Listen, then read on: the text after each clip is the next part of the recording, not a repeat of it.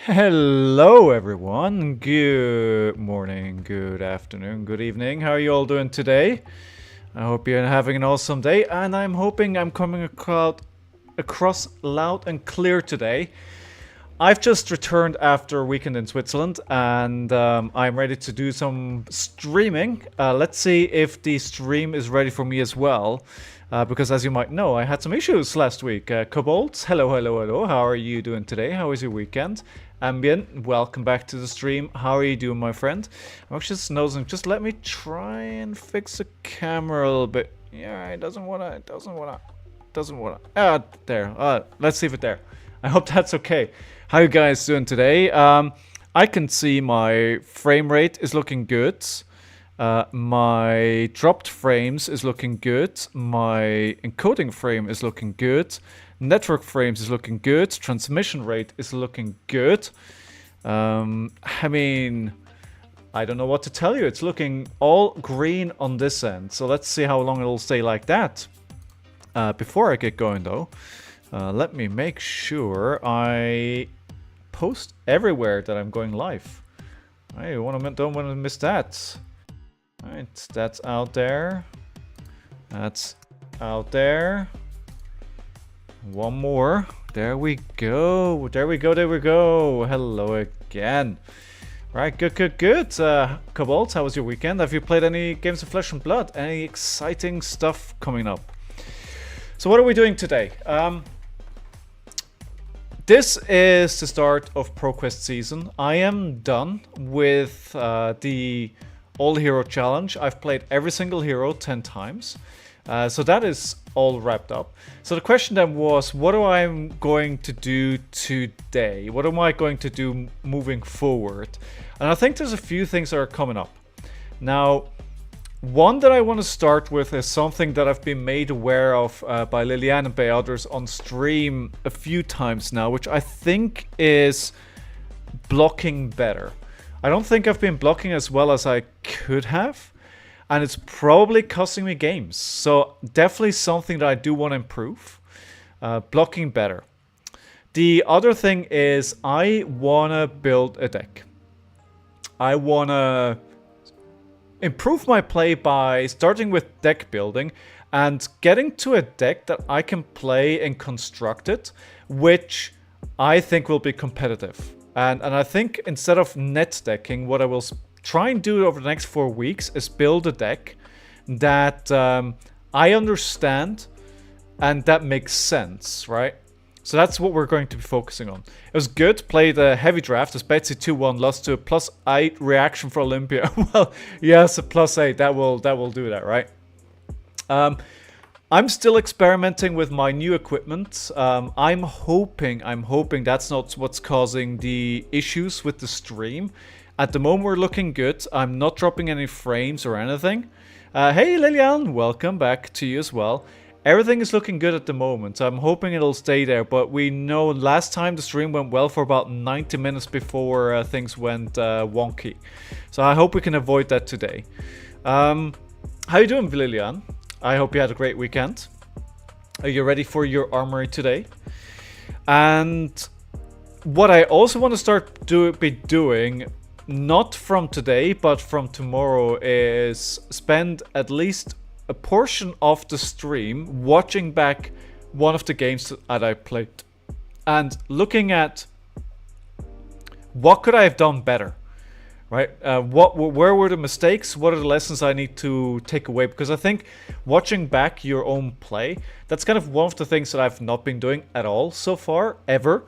And I think it is something that I could really do better. And if I watch something back with you guys and have a conversation about decision making in the moment, I think it could really help. Yeah, still need to put my deck together, but I will be playing my new Fabled. Ooh, what's the new Fabled?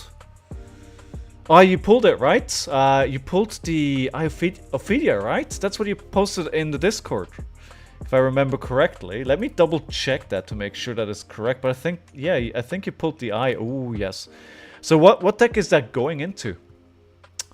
What's the plan with that? Yes, the eye. All right, good. So So far we're looking good. I think the audio is a bit much, right? Is this better audio-wise? I think it looks better.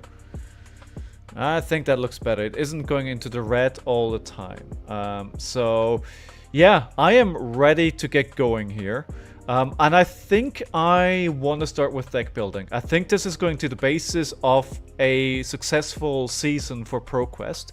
I'm currently signed up for 2.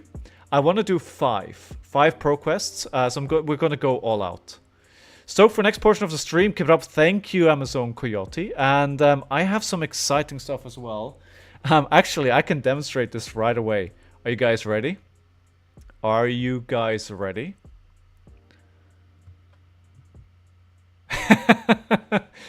Dark camera.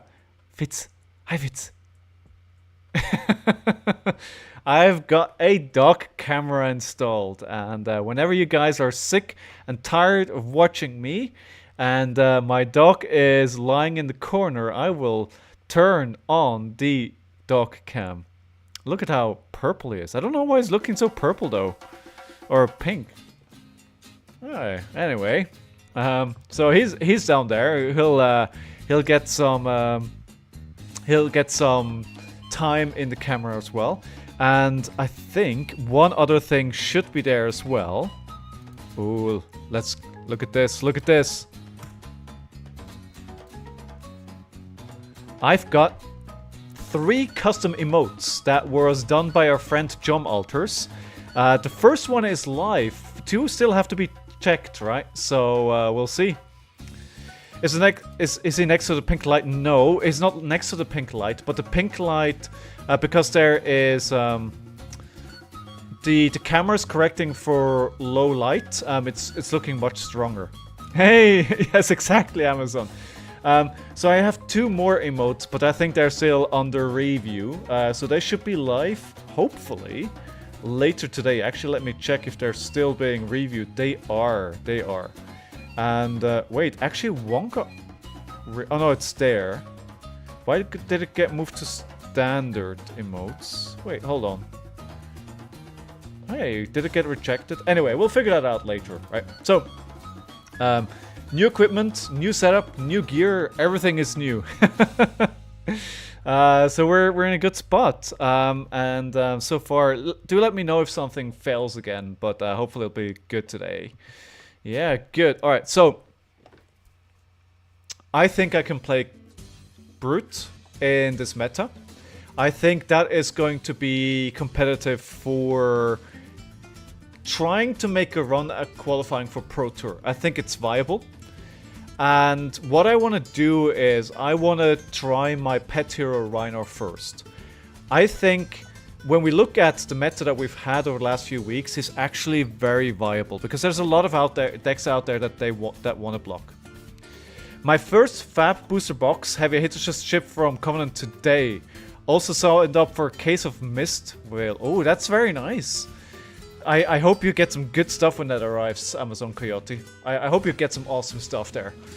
Let us know when it arrives and let us know what you're getting out of those boxes. So my theory is that Rhinar is better than Levia because he's more consistent compared to her. He might be less consistent compared to KO, but I think Rhinar is better into a meta that blocks a lot. So check me if I'm wrong on this, but I think KO falls apart when it comes to some of the stuff that Guardians do, and I think Rhinar is better there. So that's what I want to start. That's my starting point. Now, if that's where I'm staying, I don't know, but I think I will end up on a Brute eventually. PQ Rhinar. Let's start with deck here. V1. Alright, save. It's kind of actually, Amazon, you're quite courageous ordering that case of Mistveil before we actually know anything. Rhinar's better if you want to play the long game. Yes. I think in a meta where you might be spending a lot of the game trading hands, where you want to block with a few cards and you want to play a few cards, I think he could be better. And I think I want to go with him because I'm just much more comfortable with him than KO. But that doesn't mean that I might not change at one point over to KO. No, there's no denial KO is really, really good, right? I'm not going to say KO is not good. I think KO is really good. I do think, though, it's just that people who segue from a different class just kind of hopping on the KO bandwagon while not giving Reiner its chance, right? It's going to be a banger for set because the release of Japan. They have to make it big. Big in Japan. I think you're right. I think there's a good case to be made for that. But we'll have to see. We really have to see what's going to be in there before. I'll reserve judgment for now. So I think I want to go into Reiner because I think Intimidate is really good right now. Intimidate. And because... Oh, I can't type today. Intimidate. I think Intimidate is really good. Did I spell that correctly? And because I think... what is the other... Ooh. Beat Chest is really good as well. And I'm actually not sure if it makes more sense to go for a club build or if it makes more sense to go for a class build.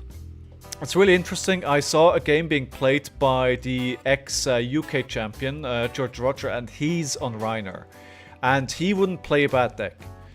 Maybe it's just experimenting. Maybe I'm reading too much into it. But I think Reiner's decent. I also think over the weekend, in what was it? Where was it? The Battle Hardened. There were in both top 8s. There was a Reiner, right? In the PTI and in the Battle Hardened, both featured Reiners, and they were very different Reiners. So, classic Claws is just so much better. Not sure. I think you certainly have the potential for higher turns, right? But that just tells you're kind of focusing on the Bloodrush Battle turns. I think you can generate enough go again to actually go a club build where you're just blocking a lot and swinging for 4, and then you get turns where you can generate the go again with agility tokens, maybe some clashes where you can go wide with the club and something else. The only thing that I'm worried about there is illusionists. That's what I'm really worried about. Reiner doesn't have the Bloodrush consistency without them, yes. But maybe call me crazy. I'm wondering if you should build without Bloodrush in mind. Like, I'm not saying don't build a built-in Bloodrush, but maybe it doesn't need to be the centerpiece like it used to be. Alright, I'm just moving around a little bit here, just making sure that we're still all good with the stream quality. It's looking good. So I don't know. I don't know. Maybe even hybrid Reiner might be good that can execute both plans. We've been there with Reiner. And maybe we can get there as well. What do you guys think? So let me start building the deck here. I think there's a few things which are no-brainers. Obviously, the Scowling Flashback is a no-brainer. Then we have the Apex Bonebreaker. I think that's a no-brainer as well. And then we have the... Oh my god, I forgot the name of the legs. What are the legs called? I'm completely blanking out. Oh my god. You're spending a weekend in Switzerland and everything is wiped. Scabskin, thank you very much. Thank you. Scabskins. Alright, so we'll put that in. Alright, so this is very much, this just makes sense, right? This is there. And then the weapons. Maybe... we'll start with Mandible. Or, you know, maybe we can put the club into a maybe slot and see where it goes. Okay, so if we're going claws, we're also going Blood Rush as a centerpiece of the build. Right? That needs to be in there, right? Absolutely. Because that's most likely the biggest turn that I have. And if we're building around a quite flexible, laid-back, blocking kind of build, then the Blood Rush Bellow turns are going to be the centerpiece of that we're building around. So we're going to do chip damage, chip damage, chip damage, and then try and do like game-winning or game-ending damage with Blood Rush Bellows. Right. What are we also taking for sure? We're also taking the Swing Big. Why are we taking Swing Big? Why does this make sense? Because 2 for 8 is a buff rate. And it just is kind of a no-brainer to have in that. Also, again, if we're thinking about the centerpiece of the deck being the Blood Rush Bellow turns, then how do we maximize a Blood Rush Bellow turn, which would be basically be a Mandible Claw into a Swing Big, which results in 20 damage, which is the maximum damage output that we could have, or in a normal day.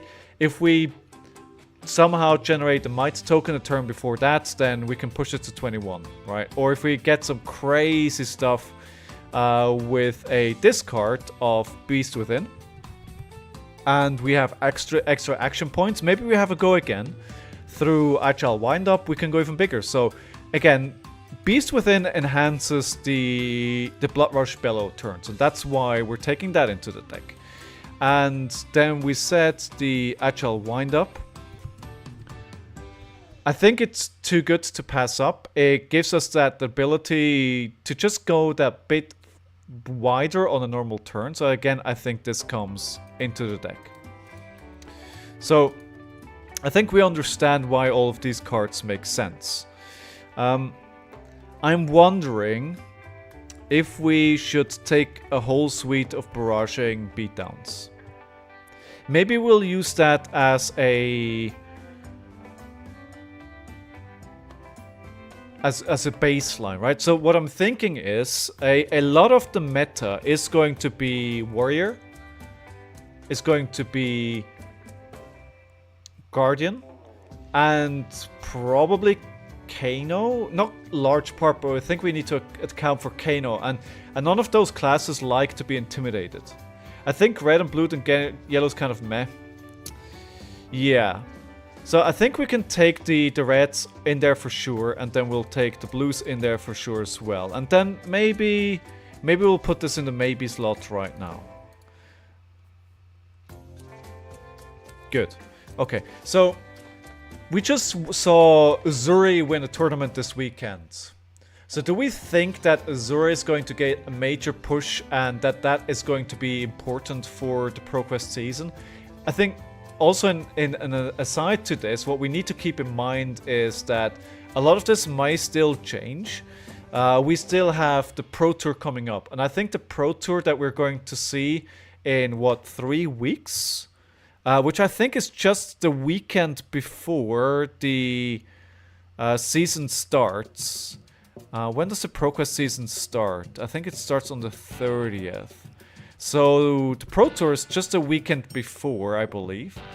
Whatever happens at Pro Tour is going to impact the meta a lot. So everything that we do now, I think is really good work and definitely Variant's doing.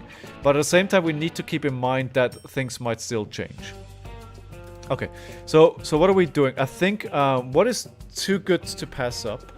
I think Uzuri is a meta thing. Also, the Kano the Uzuri won against made some huge misplays to nerves. I heard they were pretty young, and it was like their big first tournament, and they immediately made a top 8, right? They did really well. Okay, so yeah, probably, yeah.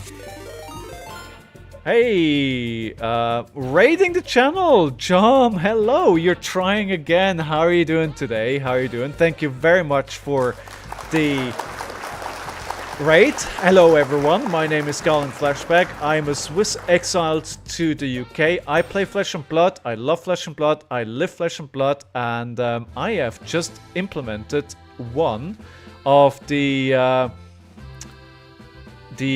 cool new emotes that John made for me. They're looking great. Sadly, 2 of them still need to be approved by Twitch, so we're waiting for that to come through. Now, I think there is... so we'll have to wait for that for a moment now. So last time you raided me, I think that's when my woe started on Thursday. That's when the stream started getting bad. Now, I'm not blaming it on you. Quite the contrary, but that's when the issues started. So I hope it's staying stable. Video's still looking good. I'm moving left to right to see if the video's stable. It is looking stable. So what we're doing today, my goal is to qualify for the Pro Tour for the very first time. I'm pretty bad at this game. I'm trying to get better. So the stream is all about what can I do to get better and try and explain a lot of what I'm doing. Thank you so much, John. How was your day? How's your stream going today? The Risk King is somehow dropped from Jump's stream to here. My Majesty, how you doing? Who's the Risk King? Hello, Devish. Hello, seen your name around. How you doing? How you doing? Cute stream. That's good. That's good. So, my favorite hero in Flesh and Blood is, my favorite hero is Rhino Reckless Rampage, and I do have the goal to play whatever hero that I need to play to qualify for Pro Tour. But today is the first day of preparation for Pro Tour, so I'm trying to, or Pro Quest season, to qualify for Pro Tour. So I'm going to try and make my pet hero work. Thank you very much for the follow, Zero Zin. Isn't KO like top S tier? I think KO is really good. I think KO is really, really good. I think there's a strong argument to be made that he might be the best brute, but I think with the wide range of heroes that are currently viable, I think if you are specialized in your hero, you can play your hero to a high level, you can make something work at ProQuest level, right? Like that, and that's I want to try and make this work. If it doesn't work, then I'll go somewhere else, right? Case one of the deck, your deck needs to be able to beat. Yes, absolutely. And I think that's one of... Right, so what we're doing right now is doing the theory. Like, let's put this deck together and think about how can we make this work, right? The first thing is, what do I want to do with the hero? What's my strategy? What's my win condition? Why am I picking these cards? And then the question is, well, what's my way to win into other heroes? And one of the things that you guys raised, correct? So KO is going to be a deck that you need to beat, right? So we need Command and Conquer. Why do we need Command and Conquer? Because it's one of the strongest cards, right? If I can give Command and Conquer a Might token for a +1, then they need... they're going to take 7 damage and lose an arsenal card, or give me 3 cards, or 2 cards and an equipment, or 2 equipment and a card. Either way, the trade-off is really, really good. So that's one piece of disruption. And the other one is, I'm forgetting the name again, but it's the new card, one of my favorite cards. It's a yellow, it's a brute. What are we figuring here? Can I say it before somebody else figures it out? Why am I not seeing it? I'm blind. It has to be here somewhere. Am I blind? I'm very blind. Sheesh. You take a weekend off. You don't stream for a day and send packing. But I'm not blind, right? Why is send packing not here? Huh? What? Alright, maybe... Oh, because I'm only looking at page 1. Ew, yikes forever. Yeah. Alright, are you... yes, page 2, thank you, yeah. So, John, are you going to be playing any Pro Quests? Alright, so sand packing, right? So basically sand packing does a very similar thing to Command and Conquer. It banishes the card from Arsenal, and if you don't fully block it out, then you don't get it back. Now the good thing about this is it plays nicely with the Intimidate triggers of Barraging Beatdown, maybe. Maybe. Yeah, you need to turn that maybe into a yes, sir. Zen packing is so strong. It is. It is really, really good, and that's why it's going into a deck. It's a 6 that blocks for 3. So it's really everything that I want to do with the brew card. The only real downside here is that it's a 3 cost, right? And I think at the end of the day, I am kind of building the deck around the intimidate mechanic. Now, you hear me. I look forward to you saying that you're doing the ProQuest. By the way, Lalian, how many ProQuests are you planning? Are you going to be playing any? And how many is everybody else planning to do? All right. So what else do we need? We need some blues, for sure, because we're very low at blue. So we need the Wrecker Romp. Just because it's the only 6. So this is the only 6 blue that Rhino has access to.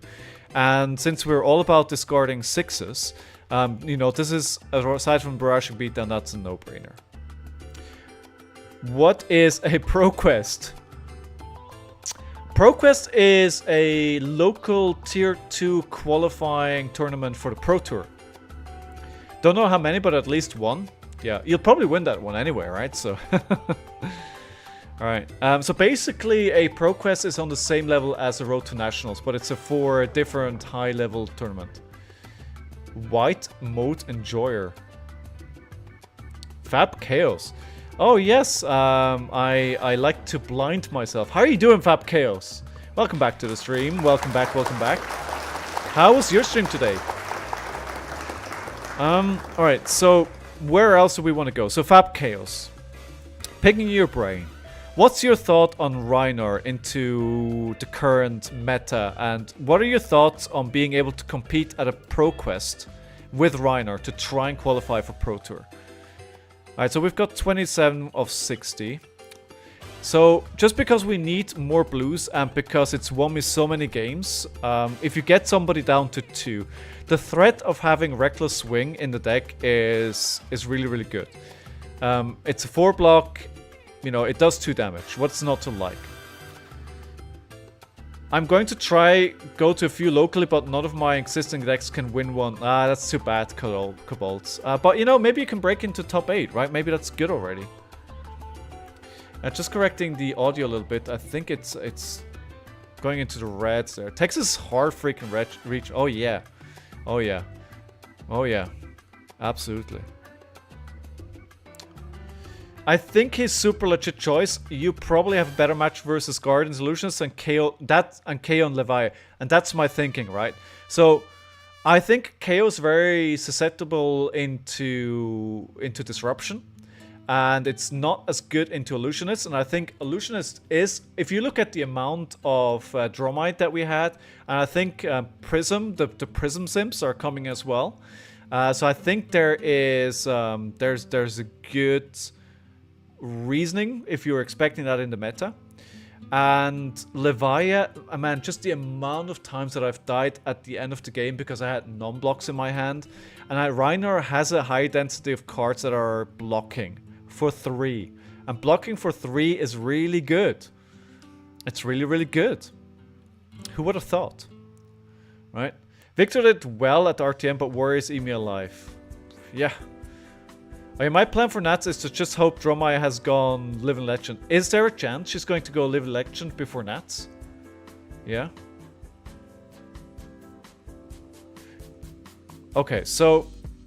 and by the way, if anybody has been wondering, the Twitch subscription button has not disappeared. Twitch just decided to hide it behind more clicks. So if you've been looking for that to subscribe to my channel, it's still there. Alright, and Kasai has a good matchup into K as well, while Runner should be better. Yes. Yes, exactly. If she wins Pro Tour LA, I think she LLs.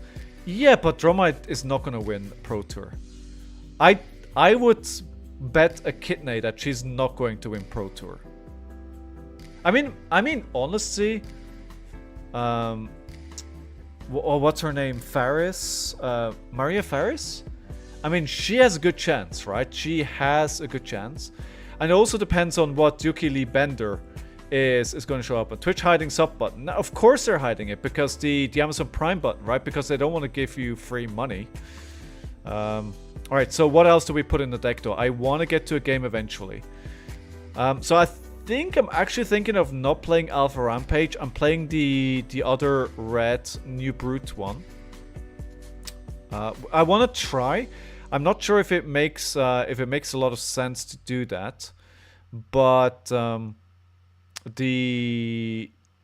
where is it? Here, Show No Mercy. I think we'll try 3 Show No Mercies. We also need to Skullcrack because the discard, random discards that you do gives you a resource. And what's not to love about the resource if you need more 6 density anyway? I was checking today. Droma is pretty close, but she's still in even if she wins PTLA. Okay. Alright. I don't think she'll be gone. Mara's great. Oh, Mara, not Maria. Yeah. It's great. My guess is Yuki will be Bolton. Oh, 960, 40 away. So, yeah. But the check is now once a week, right? So if the check is once a week, then theoretically she could be gone after week 1 of ProQuest season. But if you wait enough time, she could be gone. So what else do we take? Do we take a Cheeky Savage Beatdown? I'm not sure. Remember that Skullcrack needs random discard. Yes, it doesn't work of beat chest. That's correct, but I don't have a lot of beat chest. I actually have no beat chest cards in my deck so far. Okay, she needs 10 ProQuest wins and PTLA win. That's quite a lot though. That's quite a lot. Okay, so where am I taking this deck next? So we're having 35 of 60. I think we're still very, very low on blues. Okay, so what I think we definitely need is Smashing. Why do we need Smashing? Because it gives us... No, wait. Alehorn?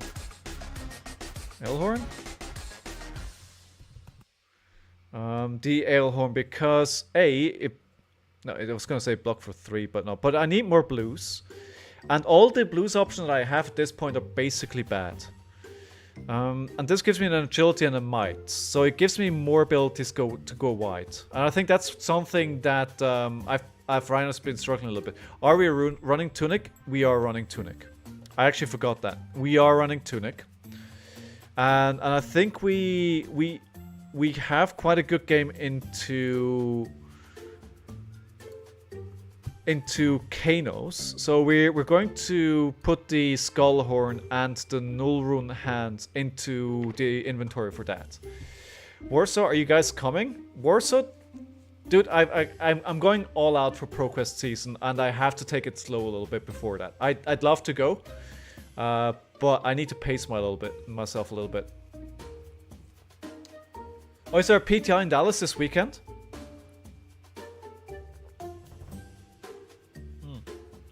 I mean, it'll be very interesting to see what the meta does. So far, the meta hasn't really shifted a lot. It's still wide open, I think. Okay, so do we need any other yellows?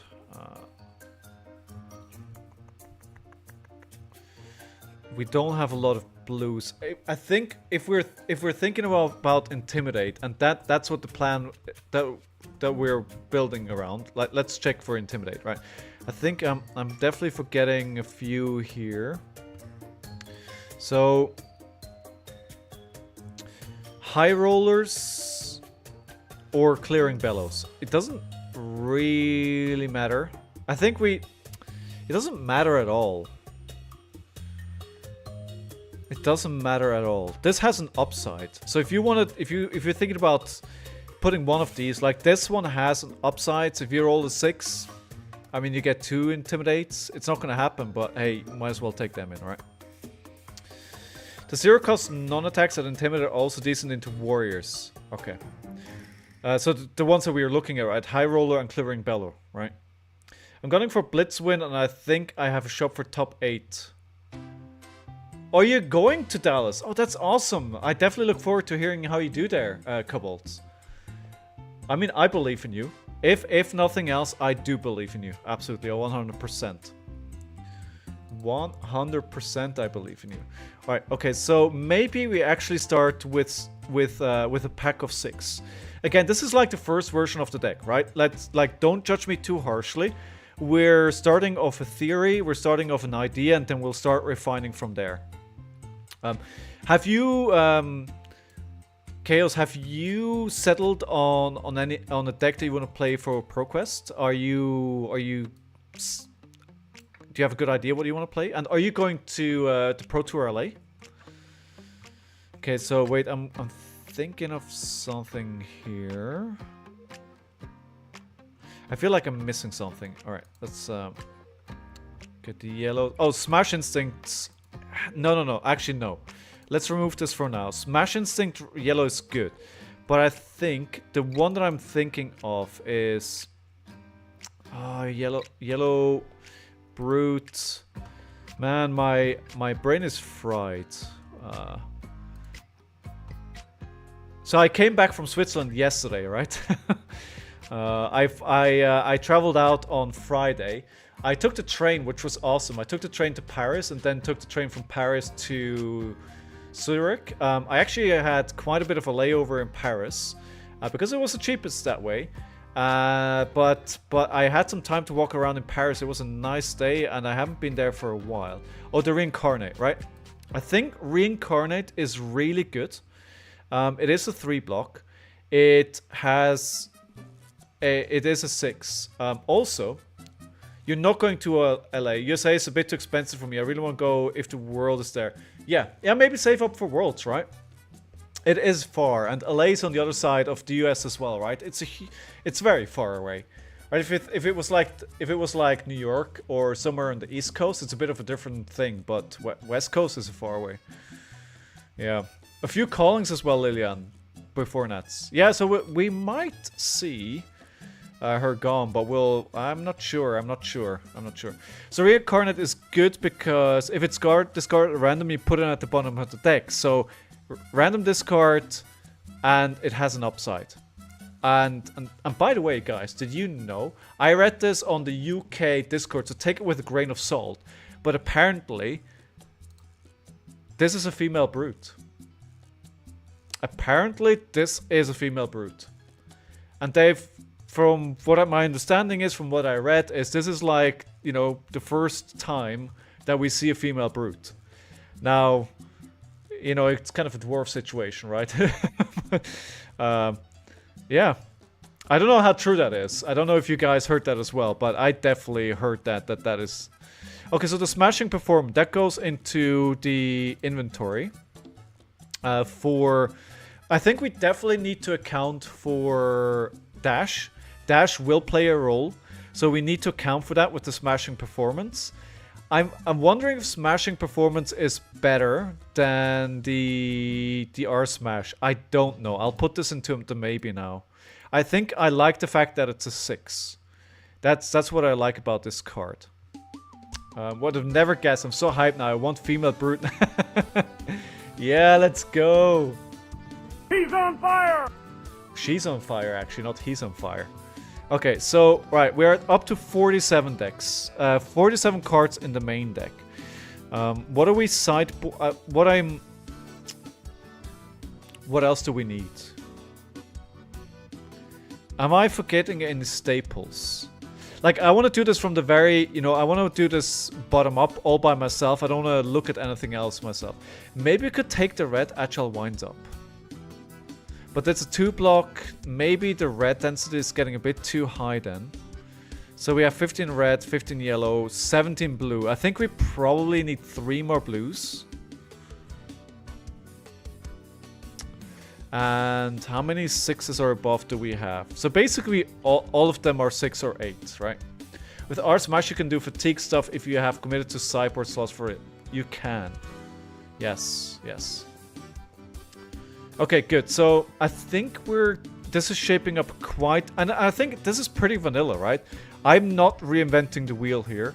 I also don't think you need to. I think Reinar is in a good spot, and you don't need to do crazy things. Agile Wind Up in red always feels bad. You just want to discard or pitch it, really. Yeah, good point. Maybe clash with agility, but it's a 2-block. Oh, it's a 3-block. This could be good. We could try it. What? Why is nobody playing Cast Bones in Rhinar? Why is that not a thing? Has anybody tried that and just found that it's really bad? Is that why it's not being played? I feel like I've never seen anybody. The alternative would be a lead with speed. So I saw George Roger play a Rhinar build, right? But he plays club. And I think a lead with speed is more a club build. I think that has more space there. A Massacre could be good. With a Massacre of a discard in Bloodrush Bellows, really, really nice. Your deck is not that consistent, I think, with 6 power. I think it is. Is it not? Do I need more? Yeah, we have 18 non-attacks to 27. Okay, so we need more. Okay. We could, if we want to add a bit more to the 6s.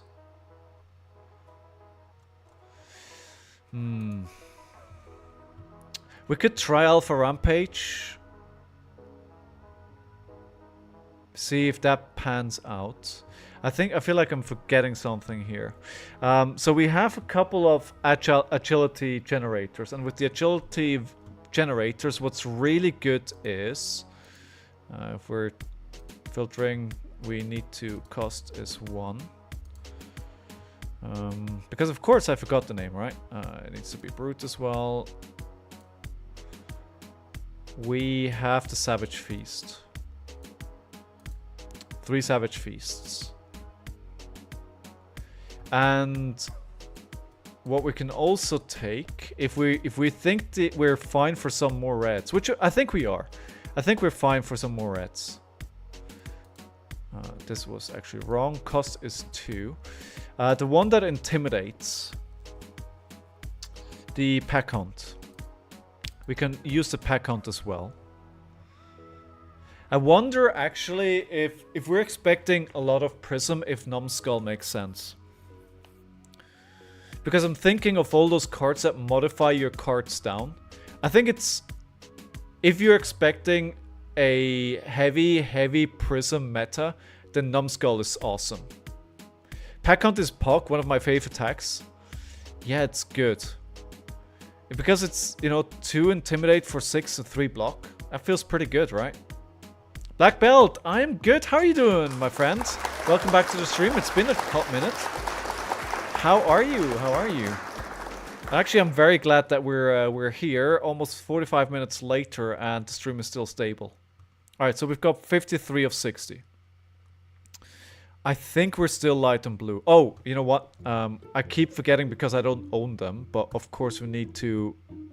I think Warmongers is a good blue that we can take in. I think even in the main deck, especially considering that we need blues, I think 20 blues is good. I think that's sufficient for what we want to do. The thing that you need to think about, if you want to have a really good Bloodrush Bellow turns, what we're kind of aiming for is you need to be able to pitch with 2 blues. Alright, okay, so we have 15 yellow, we have 21 reds, we have 33 attacks. If we look at the chance of drawing 2 is 36%, 34%, a pitch of 2.0, cost of 1.4. Okay. Buddies! Hey, Sant Havoc! Welcome back, welcome back. How are you? Thank you very much for your kind comment on my YouTube short that I released earlier. I like Assault and Battery. Assault and Battery is an interesting option as well. Now, I think it's interesting. Oh, I can't spell. Assault. I don't really have any beat chest cards. No problem, Bob. This is actually good. The problem is it's a 3 cost, right? But we still have 4 cards we can put into the deck, so right? Why not? Let's try it out. I can be convinced to play this. And then we need one more card. So what sideboard slots do we still have potentially? What do we need to think of?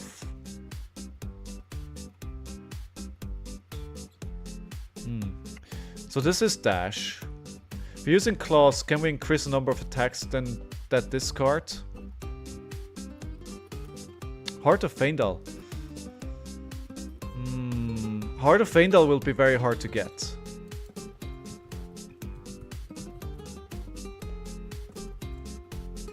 I also can't spell. So Heart of Faendal.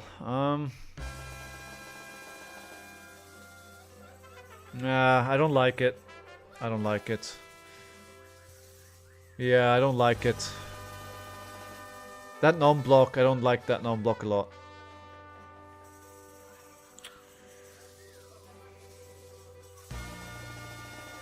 Do we... Is there a world where we play... Oh, you know what? Of course, I'm stupid. We need the D-reacts, right? We need sinks. With the kind of deck that this is, I think we need sinks and we need fates. I think that's like if we wanna have good games into warriors, if we wanna have good games into guardians, which what we're aiming for, we need to have them. We need to have them. I mean, for sideboarding for sure. And do we take Oasis as well? For Kano? Maybe two red Oasis. We still have one slot in the deck for one more card. What we could do, what I really like, a card that I really like is the Cadaverous Contraband. I'm not sure if it's main deck material though. I really like it into Dromai. Because they can try and fatigue you, right? Reckless Swing. I have 2 Reckless Swing. I'm not sure I want a third one. I think I'm going to put this in the inventory, just the one. And that last slot this is just a flex spot for, you know, we're just keeping it, maybe the main deck at 59. So basically what we're using them from the new set is the Salt and Battery, the Show No Mercy, the Agile Wind-Up, the Sand Packing. I think, and the Smashback Ailhorns. It's actually more than I thought it was. Alright, so I think, yeah, I mean, we'll see. And then maybe we can leave some slots open here for the... So we have 79, so we have one more slot. Maybe we just do like one cheeky pummel. Sand Sketch is an interesting idea as well. Although I haven't really had a lot of opportunities to play. Oh, by the way, just because you guys... just because I can. Here. Doggy cam. Enjoy my dog. He's very close. Dig Up Dinner. Actually, Dig Up Dinner. I like Dig Up Dinner quite a bit. But I think I'm going to put it in inventory. I need to move the camera a little bit further away, right? He's very close to the camera. Actually, let me try and do that. I'm moving my chair now, so he's waking up. He's right under my desk.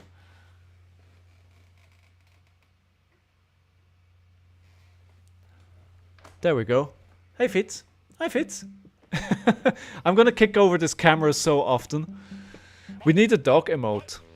Where's Jom? Jom. We need another emote. Jom?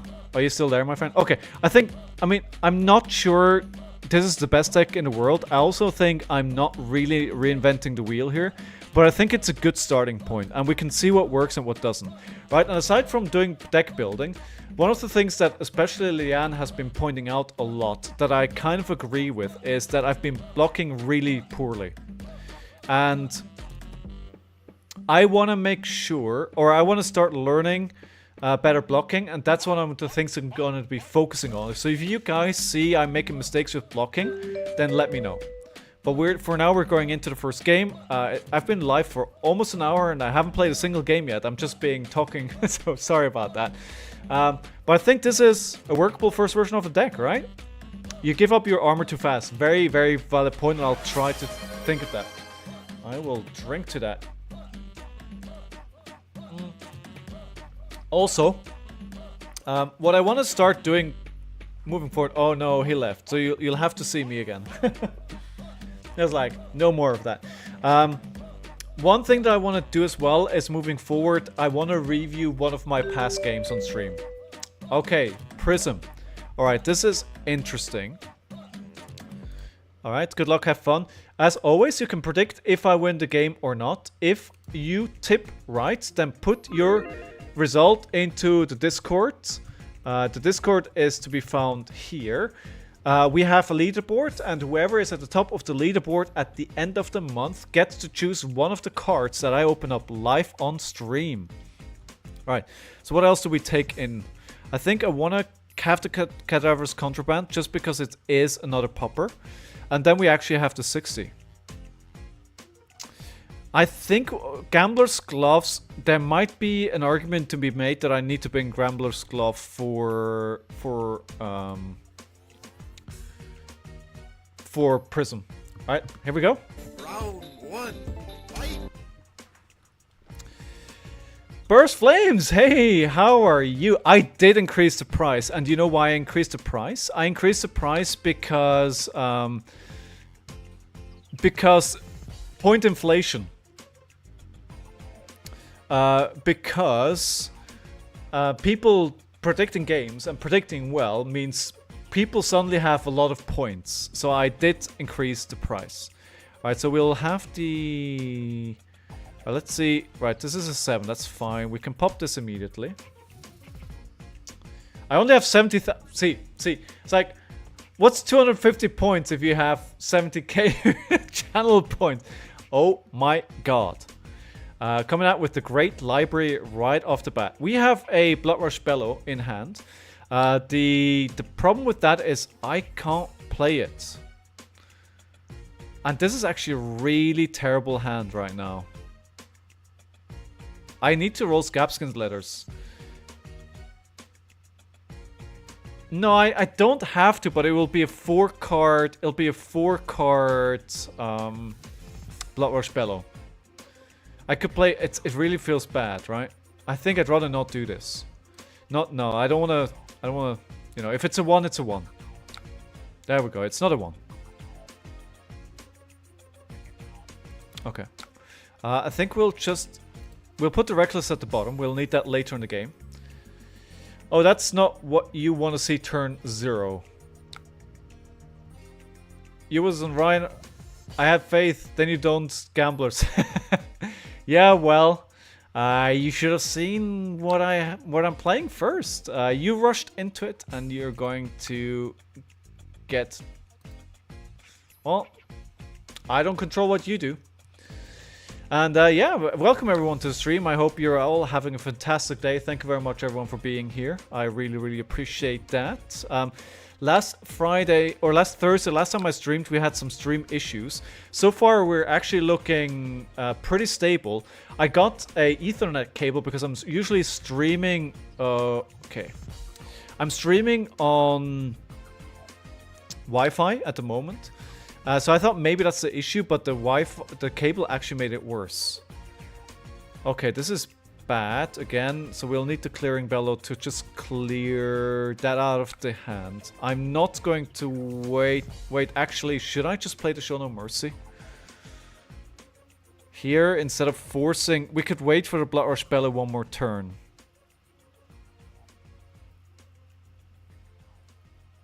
I wonder if I should just clear the Parable here. Or attack with Show No Mercy.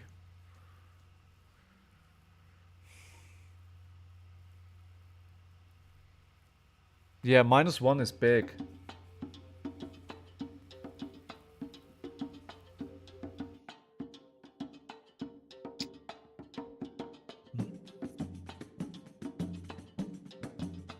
Right, Alright, let me take this back. Yeah. I think you're right. I think I need to clear this. Yeah. I'm not going to test my luck by rolling twice in a row. Yeah, no rolls here, no rolls. It's way too risky to... I already lucked out by not hitting something bad. And now we have actually a pretty good hand for a Blood Rush Bellow turn. Oh, ALS, I love that seeing that pitched. I love seeing that pitched. A Savage Feast is... no, the Command and Conquer is the least usable here, so we'll use that. Now I hope they don't have anything to modify that. 6 and the boots. Why? Oh, alright. 6. I think I'll just take the 6 here. Interesting, they're not playing the right chess piece. I mean they're testing, right? A lot of people are testing here. Yeah, I should have brought gamblers. Like, honestly, this immediately needs to come into gamblers. And I think the case that I'm going to make here, this is going to go into the inventory. And we need to take one card out. I think the dig out dinner comes out. Yeah, we need to have that in. Like, there is so many prisms out there right now that I need to count for. I've been messing around with OG Young Prism. I've broken it worse than before. Okay. We could give a slot for gamblers with both illusionists, especially since we're on Claws. I'm running it on Club Reinar. Yeah, I think it makes sense. Alright. So, let's go for the Blood Rush Bellow here. Okay, the Figment... Okay, they can't turn it in... They can do that instant speed, right? Okay, so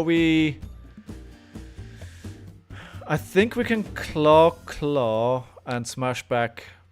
sorry, Assault and Battery. So we'll come for 5, we'll do a total of 19 damage here. Well, I don't know how much I'm going to do. We'll see. I think my math is right here. Yes, because the Mandible Claw costs 2. I pitch a blue. I have 1 resource floating. For the next attack, Assault and Battery, I have a Faendal Spring Tunic and a Savage Feast. So 5. And then I don't think they want to see the 7. I'm going to use the Faendals. They have a big hand. They're not blocking. Okay. That's a good Blood Rush Bellow turn. It's a good Blood Rush Bellow turn. They already took 10. And now I'm coming with another 9 and they're really thinking about that. Thank you, Chaos. And end of turn. Okay, good. That was pretty good. They have a 5-card hand though. I don't like this library here. I don't like that they were able to play that turn 1, right? That does not bode well. Okay, Wartune Herald. Alright, so I think maybe we just build up to another 5-card hand ourselves. So we can pop that. Did they mess the trigger? Oh, they didn't get a yellow? Ah. Zaj indeed. Okay, so what do I want to block with? I'd love to play Sand Packing, but maybe I'm keeping the Sand Packing for next turn. So let's use... let's use the red. If maybe I can just use the Claw to clear up an aura at the end of the turn here. Ah, okay. Well, now. Celestial Reprimand. Yeah, that's what I was afraid of, right? A lot of them run Celestial Reprimand now, which gives you your card to -3, and then suddenly a popper isn't a popper anymore. And this card is one of the reasons why I'm thinking of running Numbskull. Imperial Rupture after hell to mix a free Spectral Shield, giving me 1 free weapon. Right. Okay. Okay.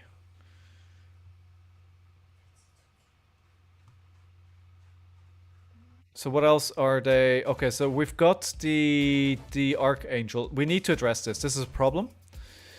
Because they can banish a card and draw 2. Right? So that needs to be the target there. The problem is I only have 3 costs. So I need to let this hit and then take care of it. Hit face, yeah.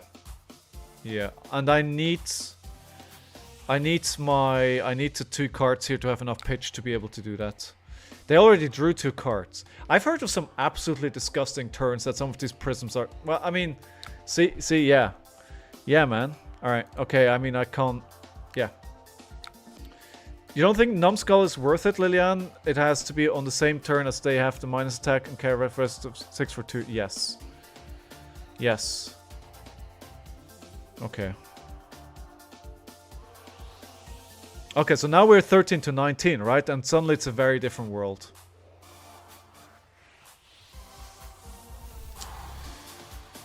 I should have... we do have all our equipment still though, right? We haven't seen a single ALS though. We know that they put one under at the bottom of the pitch, right? So we know that. So 6. Card banished, so Brew Herald. That's good to know as well. It's really good. This card is also good. Not only does it banish a card from their arsenal, it also gives you the information what it is, which is really, really good. And it gives you an information advantage, and the information advantage is really good in Flesh and Blood. Alright, hopefully. I think you wanted... Should I swing into the Angel instead? Okay, yeah, I was thinking... Yeah, let's... Yeah, we need to get rid of it, right? Yeah. You're right. They already have a 6-card hand. We need to do... They're actually building a disgusting board. Hey, I get 5 cards as well. Thank you for the great library. The library actually... so if the hero... So it says at the beginning of each end phase, if the hero has 2 or more cards with yellow color strips in their pitch zone, they gain +1 intelligence. So +1 cards draw until the end of the turn. Which is actually quite good for Rhinar, because Rhinar runs a high amount of yellows. So I can't block this. Do we use the Scowling Flashback here? I cannot get rid of this. I can't pop it because of the -1. I only have 6s in my hand. So any card that would block for 6 only is a 5. So the Phantasm doesn't block. I think this might be a good turn to try and turn it around, but what am I going to do in return? I don't really have much in my hand to do in return. I could do the Sand Packing, but that's about it. So maybe, I think maybe instead we block and then we just play the Sand Packing. Yeah, we keep our equipment for now. Let's block for 6.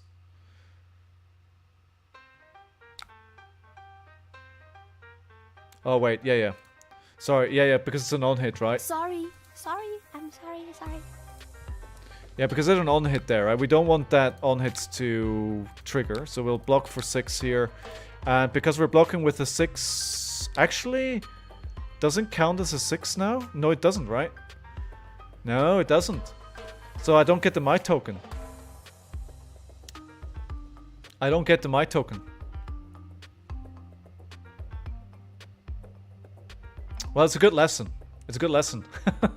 Nah, that's alright, Burst Flames. I mean, you bet that I'm going to win, right? So you wouldn't tell me anything that would make me lose. Alright, good. Alright, we'll see. By the way, Donkey's back. Hi, Fitzy. Staring off into the camera. That's where he spends like all his day. Just lying under the desk while I work here. Okay. Right, so...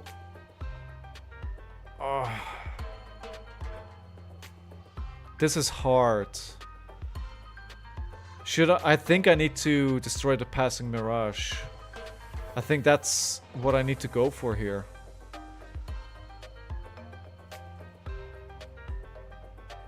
Yeah, it was pretty weak, but if I don't take care of the Phantasm, it's gonna be a big problem. Maybe I can risk a Gambler's Gloves here. And Arsenal the Zen Packing. That's the card that I want to keep for next turn. So we have to reincarnate in the Barraging Beatdown. You could pop the library.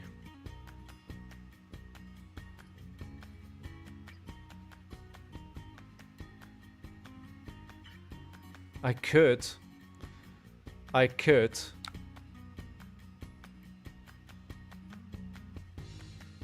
Alright. I mean, alright.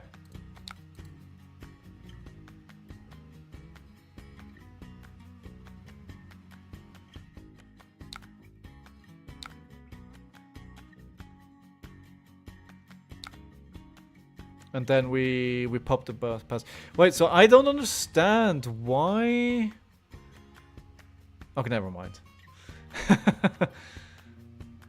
Oh, it's actually Intimidate trigger. Oh, I was like, why? What's happening with their hand? That's pretty fun. I didn't know that.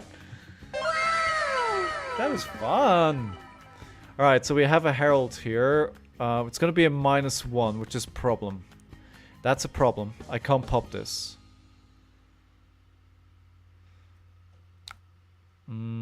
So we are at 19 to 13. If I'm going to block here, I need to block later in the turn.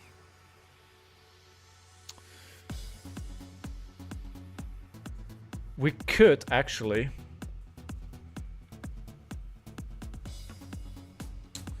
put it into a Hero's Soul. So this, it is a 5, right? And I don't want them to put more cards in their soul. So do we just play the Show No Mercy on our turn for 6? That's very underwhelming. I could play the Agile Wind-Up to go wide if they play an Aura. Yes, okay, let's block for 5 here. Let's not take any damage. Let's not take anything unnecessarily. And then we see what they offer up next. Like, okay, see. And I think this makes sense now. So what I can do now with this Agile Wind-Up, which is part of the new set, right? I think this makes sense. So I attack 3 for face, and then the Pierce Reality is going to be the second attack. Alright, so Agile Wind-Up. We use it for the ability. Yes. And because I'm doing it on my turn, the Mandible Claw, because I'm discarding a 6, that gives me, first of all, Intimidates. Secondly, it gives my Mandible Claw go again. So we'll attack face here first. And actually what we can do, we can use this Bring Tunic counter. Yeah, that makes sense. Let's use a Tunic counter here. We'll keep the Show No Mercy in Arsenal. And we then have an Agility next turn as well. Alright, I'm getting a Passing Mirage from their hand. That's already excellent. Already down 1 card. Love it. And then we clear the auras. Always a priority. Yeah, if you don't use Tunic, it would be a bad play. I'm glad I made the right decision then. I'm always glad when you support my decisions, right? It's always a good sign. It's always a good sign. We have another Passing Mirage. That's why they blocked with it. That was the... Right, so... The one thing I gotta think about now is ALS. I could play... Can I Intimidate all the way here? I cannot. But what I can do is... this is double barraging into Mirage. Do you think so? Alright. I was eyeing it. Yeah.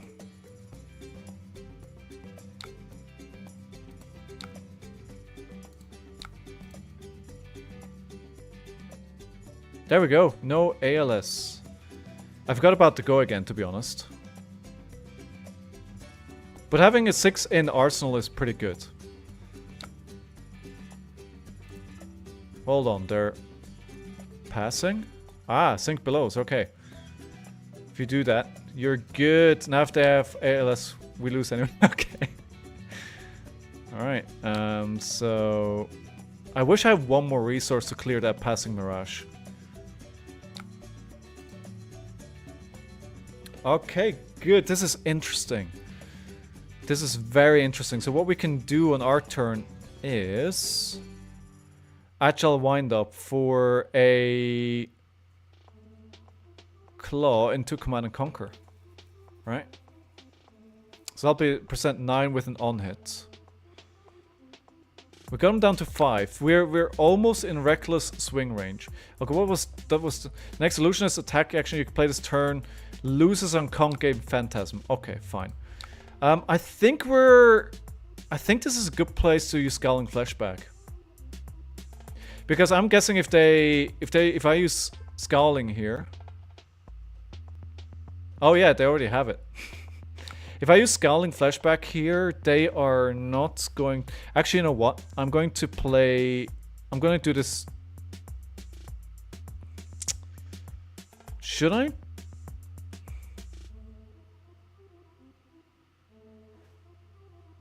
No. Let me just block the 2.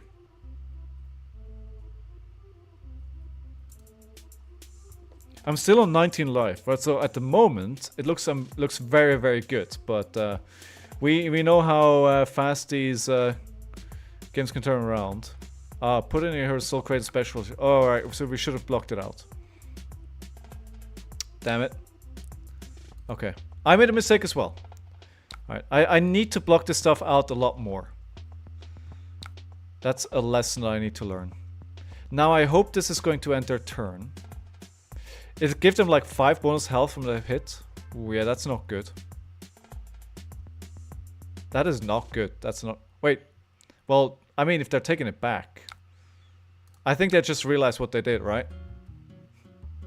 Yeah, so if you're taking that back, then I'm taking mine back as well.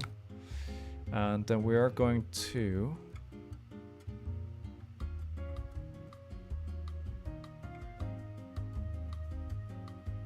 I could just keep the barraging. If I can intimidate their hand in a big turn, then I just win the game. So really blocking with that, it makes no sense. Right, okay. I'm going to just swing the Command and Conquer for 7. Yeah, I know I can't pop it, but I can prevent it from oh no. Okay. They get to hit anyway. I was just thinking about what you guys said, right? Just like, don't let it hit. That's why I was doing what I was doing. Okay. Okay, now this Cadaver's Contraband is useless.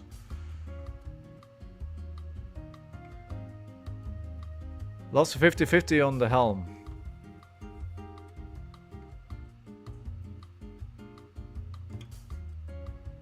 Mm-hmm.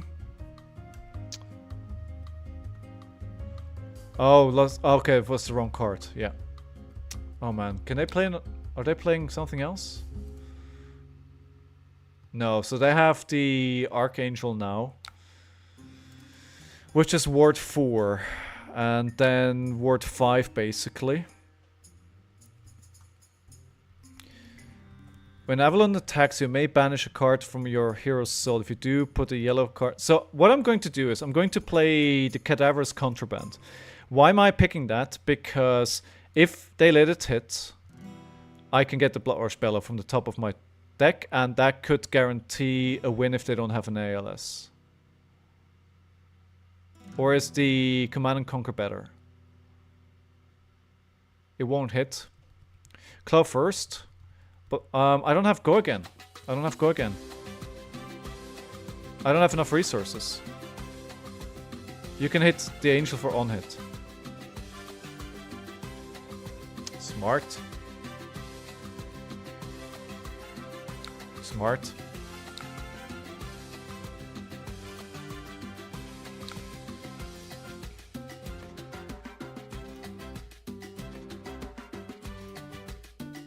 I think the only thing I can go out here is Rolls Gap Skins, and I really don't want that. Alright, let's put this at the top of the deck. And let's see. So we'll put the barraging beat down in Arsenal.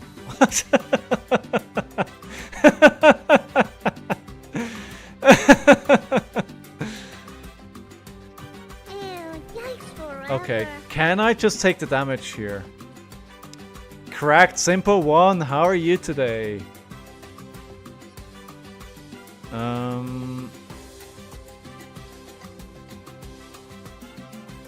My biggest fear here is ALS, right? If they have an Arclight Sentinel, which I need to attack, and because it has Spectra, it ends my turn, right? If they have it, I probably lose the game. When I play the Blood Rush, what's bad is I have 2 reds in my hand. So what I want to be doing is I want to discard the Command and Conquer. That's the one that needs to go. Copy for Uprising, don't say on hit here, but just on hit. The more you know. Okay. Might have to roll. Might have to roll. What are they doing? That's the question, alright? So, I forgot to ask Lillian, what deck are you bringing tonight to use your new heart in?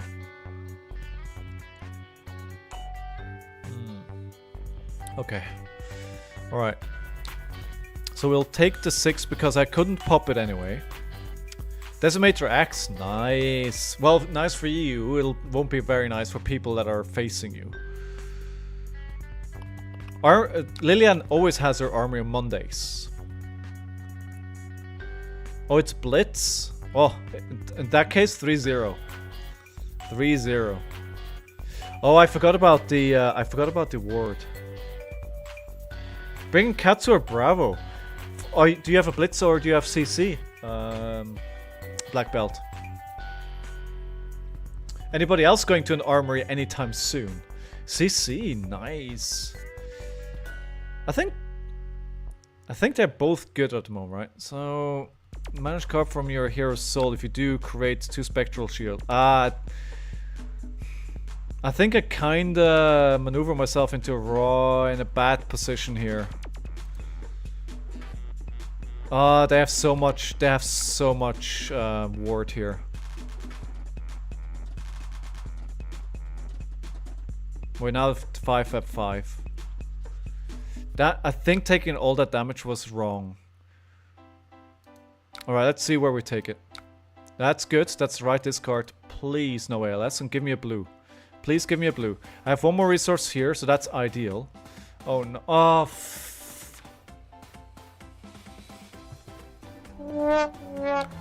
well, I think I just lost the game, right?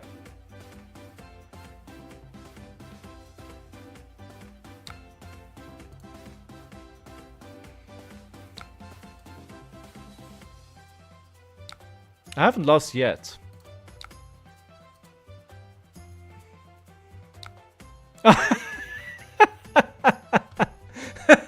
I lost now. I lost now.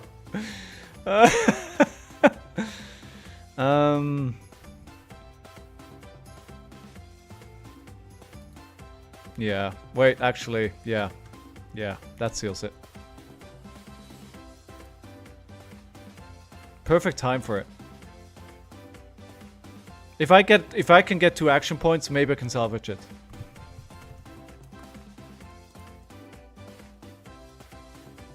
Perfect time. I mean, they have 1 card, right? Maybe we can... Hey, maybe, right?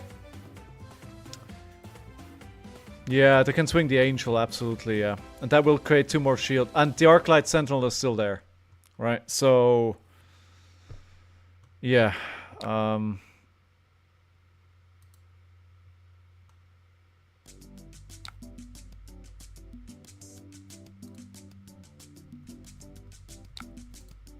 let's do 2 damage.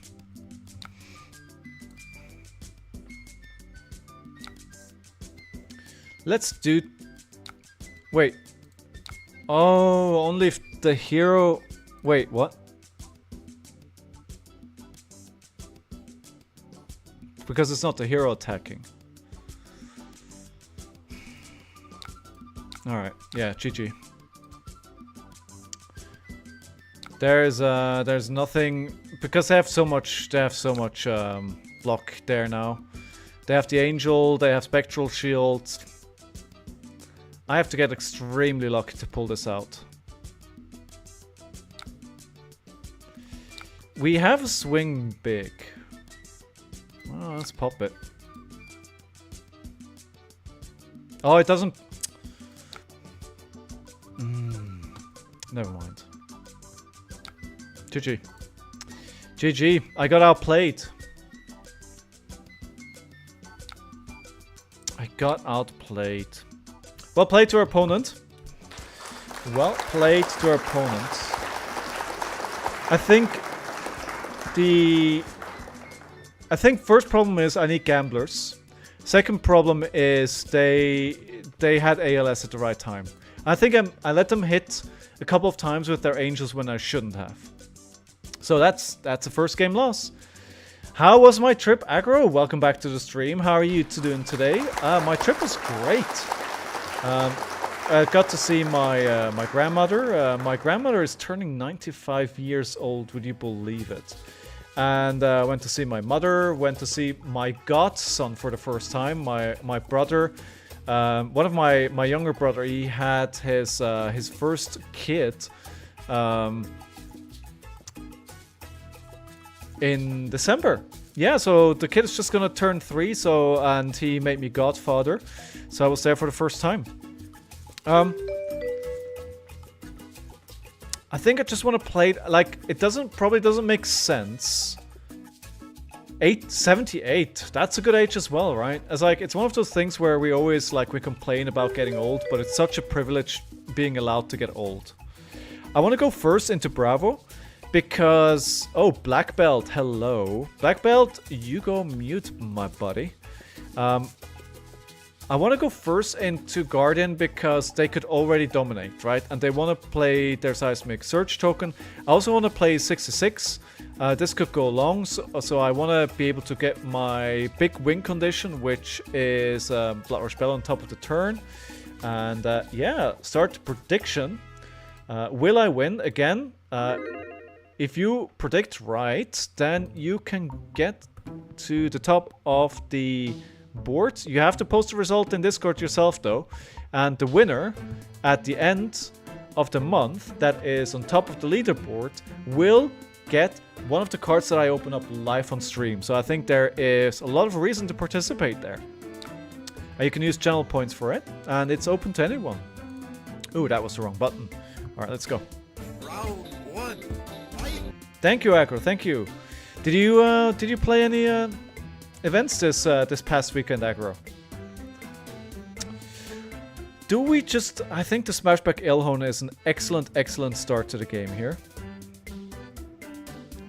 Yeah, we'll do that. We'll get an Agility and a Might token for the next turn. And do we want to bait them with a Beast Within in Arsenal, or do we actually want to take a card that's good? I don't think we wanna roll some dice. Dude, Liliane, you voted I'm going to lose. So I'm going to take everything that you say with a huge grain of salt. But they might block anyway. So I think I'm going to attack for 6 here. Yeah.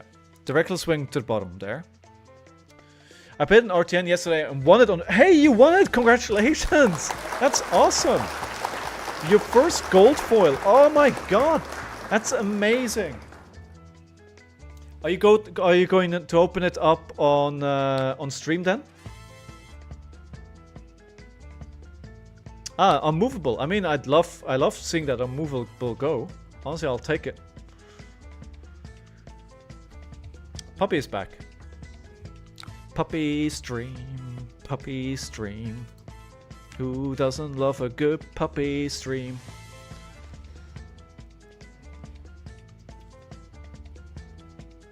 I would lose, but still want you to win. Alright, fair enough.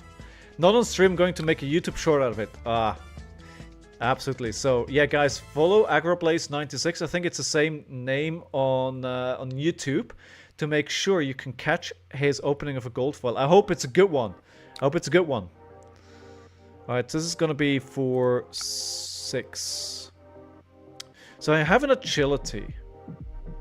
So I really don't want to block too much here. So I can block with a Savage Feast, and then I can swing with a Pack Hunt and a Swing Big, right? We'll block for 3, taking 3. Hey, man, you gotta do what you gotta do to win these tournaments, right? You know, the competition is really, really good in the US, as you just said, right? You can't mess around. You gotta, you know, make your shot count. Alright, we go for 7 Pack Hunt with an Intimidate, and then we're going to hit them for 8. They're not blocking. Not yet. I was gonna say, defense reaction or something like that, right? Yeah, there we go. Okay. 7, 4. So they're taking 3 here. They're probably sinking a card.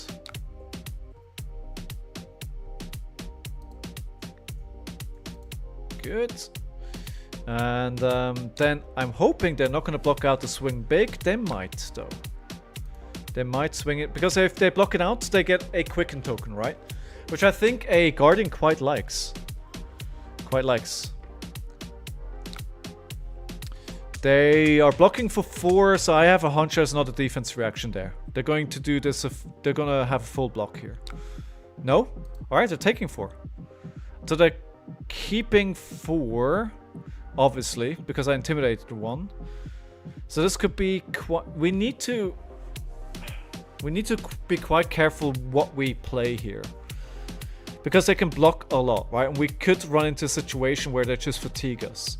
So it's a trade-off between how many cards do we preserve in our hands to hit them big, and how much do we block? Ooh. Yeah, I can't wait to see what your gold foil is as well, Aggro. Really, really interested to see what you pull there. I hope you get a good one. I hope you get a good one. Like a... You know, like a Goliath Gauntlet, for instance. So do we block 3 here? Attack with Pack Hunt and Swing Big goes in Arsenal? Or is the Reincarnate better? No. This is an Intimidate that might get some damage through. We'll block for 3 here. We'll take 2. Yeah, I don't know why they did this. It's like... Oh, there might be a pummel here, actually. There's no pummel? Huh, interesting. It must be a really awkward hand, then. Oh, well, okay. So they're just biding their time there. Okay, so they're saying, I'm going to attack you for a minimum of 8 on my turn. Which is what they're saying. And there's no... I don't have a hand where I can text their hand, so basically I think I stick to my plan here. Bluffing. I mean, it's... You know, threatening pummel is always a good idea, right? Because you need to think about it, and a lot of people will try and play around it. And I probably might have... Oh, wait. They're crowning a... No, they're crowning maybe something else. Or they're not using it at all. It was better to Arsenal Rouse and throw Celes than Hammer. Perhaps. What are they doing? I don't know. Just a reminder, this is Black Belt AJ that is also is a viewer of the stream as well. Oh, a Terra Sunder. Okay. That's gonna be a Thunderquake for 9. Wait, why are you doing the Bravo though? What? You already have Dominate. Why the double Dominate? That makes no sense. Yeah, I like HA as well. So the question is, do I block this out so that Terra Sunder doesn't hit? I can. But I need to throw everything at them. Super Dominate. Double Dominate. The best Dominate you've ever seen. No. So, 9. So if you... I need to use all of my equipment if I want to block this out. If I do, I can swing back, send packing for... 7. But they are not going to have an arsenal. So that makes no sense. So I think I'm probably better off swing bigging and arsenaling the send pack. And we want to keep the Show No Mercy for late game. I'm not sure if it's worth throwing my whole hand at this. The discard is not random, right? No. But taking 9 damage and losing 2 cards is too painful. Yeah, I think I need to do this. I think I need to block it. Yeah. Definitely don't want to use a Scowling Flashback here. I think this is the wrong time to use it.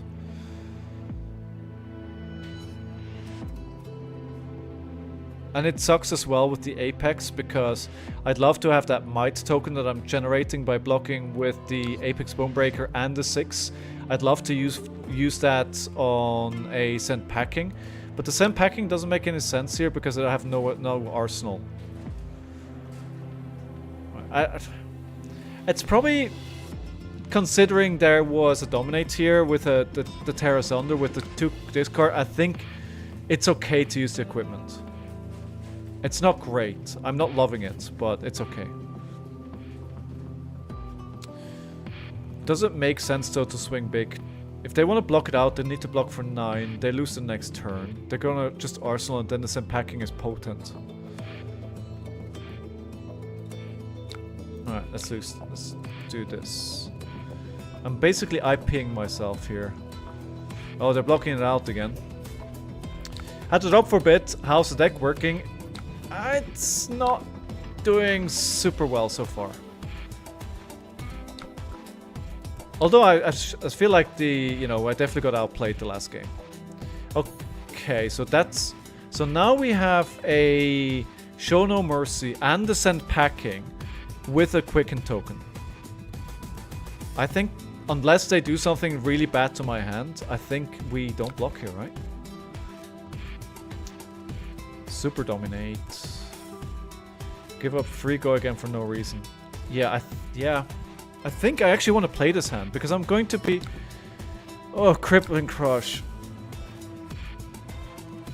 So much for that plan because I need to block this because if they do 4 or more, I discard 2 cards. I mean, I can't do much with the Quicken if I don't have cards, right?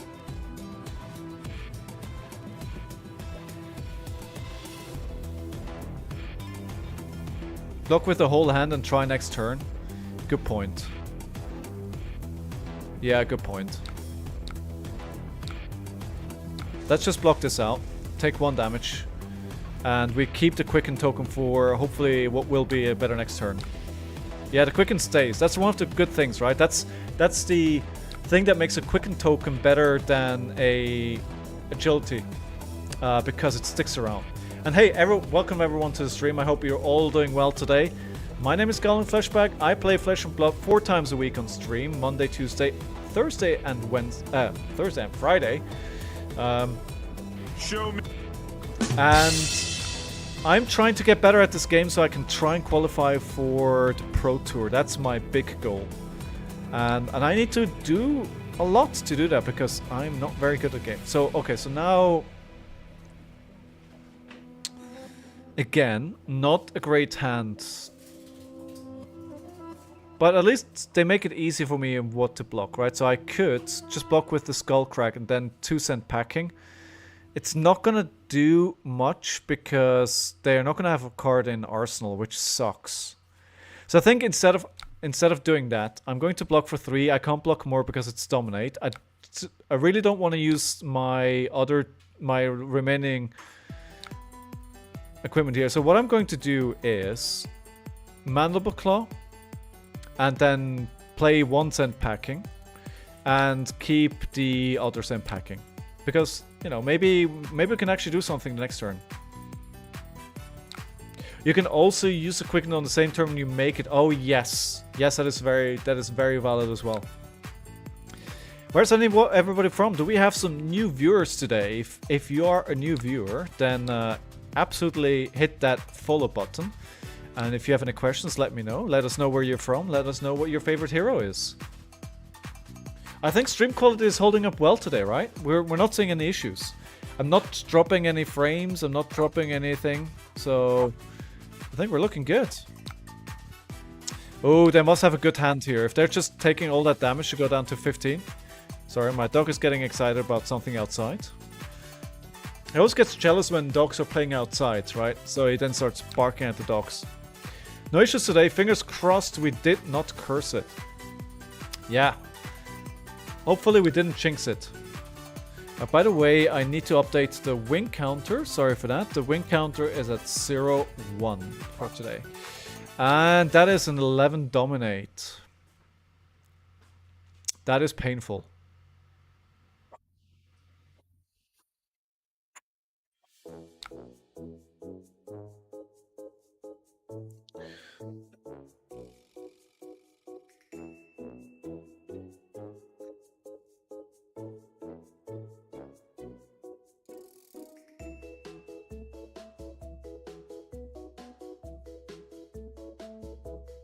I wonder if I should use equipment here, especially the Apex Bonebreaker. That's what I'm thinking about. Right? Should I use the Apex Bonebreaker to get a +1 for my next 6 attacks? But it doesn't really make much sense. Because they're keeping their arsenal free all the time. And the Zenpacking is not gonna do anything. I'm not gonna be able to stop the on-hit effect, right? So it's gonna happen. So I'm going to lose 2 cards, down to 1 card, then I can send packing. Yeah, it doesn't matter. I think I'm just going to take the damage here. I'm still at 29, I'm looking fairly healthy. Alright, there we go. And they're all blue, so it doesn't really matter which card is discarded. Welcome back to Fitz. He's done barking right now. He's finding a comfortable position in his corner. My little lion.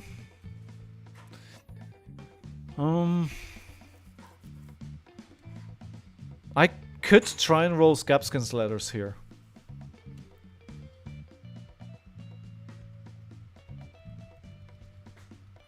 Does that make sense? It's a bit risky turn. No, I think it doesn't make any sense. I think I'd rather send the 6 here and threaten some damage that they need to think about, that they need to do something about, right? Because we'll get some damage in. I think it's better than not, you know, risking. If I roll Scabskin's letters, well, hello Blood Rushes. Fancy seeing you here. Command and Conquer. Alright, that's fine, right? Because we don't have anything in Arsenal. However, they kept 2 cards, right? I think there's a pummel here. I think there's a pummel. I don't mind. I can block for 6. Then if they pummel it, then I'll lose the Skull Crack. I'll swing the... No, if I swing the Mandible Claw, then... I think there's a pummel.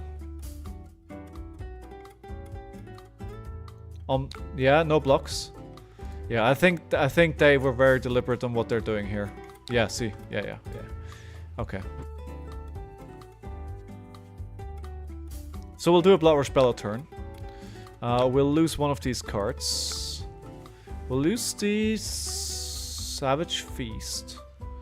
Because the Skull Crack is a random discard, which will give us a additional resource, right? So you have a Quicken, so we'll play the Blood Rush. We'll pitch a Blood Rush. We'll discard the Skull Crack randomly. That gives us 1 resource, so we're back up to 2 resources. The Intimidate trigger hits. We draw 2 cards. And I feel sad, because this is not good. This is also the first, card we see. So what we'll do here is we'll just Claw, and we'll Arsenal the Sink Below. It's 10 damage, and I have a defense reaction. I think having a defense reaction at 11 life is actually really, really good. I think it's really good. Especially if it looks like they are not going to block here, which means they probably think they have to win. So yeah, alright. I think they are... So are they going to... No. They blocked here because they can't go to 2, right? They can't go down there because I have Reckless Swing. And Reckless Swing does 2 damage and they can do nothing about it and I just win. They don't want me to win. By the way, just as a rule, just as a reminder, if you predict on the games, you're not allowed to play against me because you might be manipulating the game, right? Ew, yikes forever. It's looking good, but I think I can't get ahead of myself here. So 7. And 4 or more, put a card from the arsenal on top, on the bottom of its owner's deck. They have... Okay. So we have the sink below, right? So, does it make sense here? I can play the Skullcrack with the Wrecker Romp. Hey Lilian, thank you for being here. Appreciate it as always. Good luck with your armory. I hope to see you tomorrow and to hear of your successful games. I think I want to Arsenal to Show No Mercy and then try and finish them off with a barraging beatdown and do some intimidating there. Let's fully block this out. Yeah, we'll use the Savage Feast and then we'll use the Sink Below to fully block it out. We'll come back with 6. They'll need to block with 2 cards or so, which is pretty good. We could actually sink.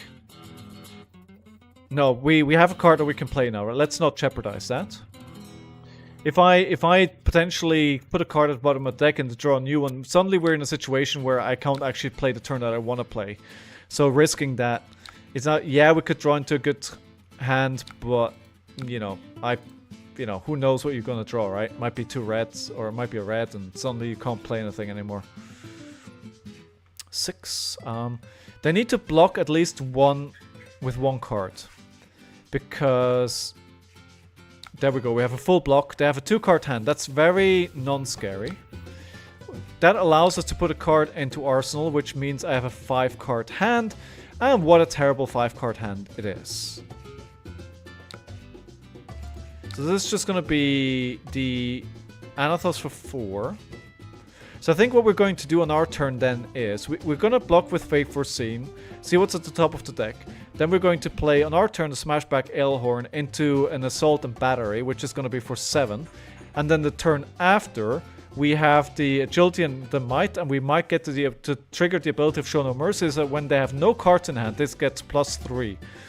And with the agility that we get from Smashback, we're likely in a situation where they have blocked before and we can get a Intimidate somehow. Then, you know, it might just be... the game might just be over. So what do we have at the top of the deck? Clearing Belt. That's exactly what we're looking for, actually. That's exactly what we're looking for. Another Intimidate. Pass. Alright, good. Okay. So on our turn, again, Assault and Battery. It's for 7. I'm guessing they will need... they're going to need to block with 3 cards here. Because if they take 1, they go down to 2, and if I draw a Reckless Swing, I just win. Oh, I think there is an unmovable here. Exactly, which is 2 cards.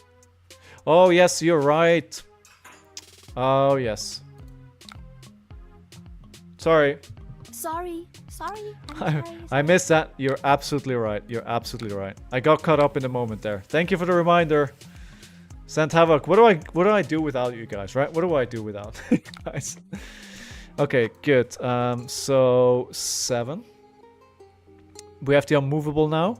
That takes 2 cards from their hand. So they have a 3-card hand here. They still take 2 damage. So if I draw a Reckless Swing, they're just dead. They're not dead. But this is actually pretty bad. How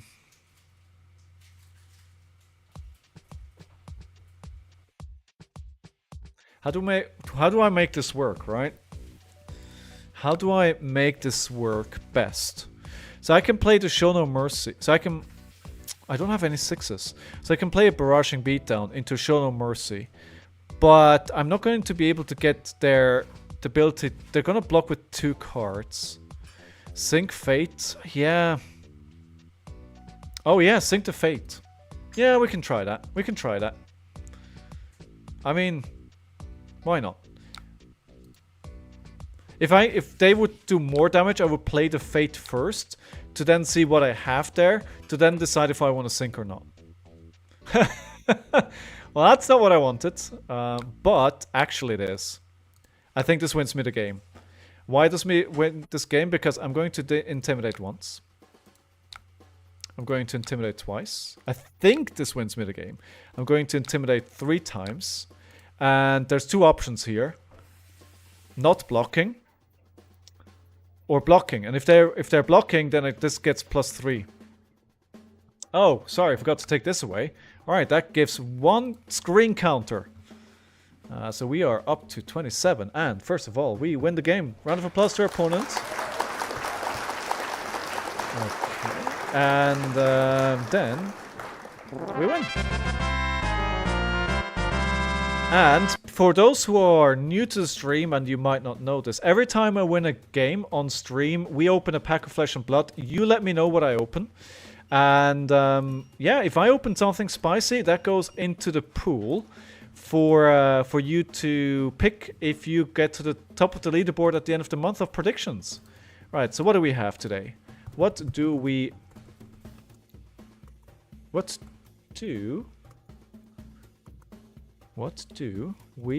open? I still have Monarch.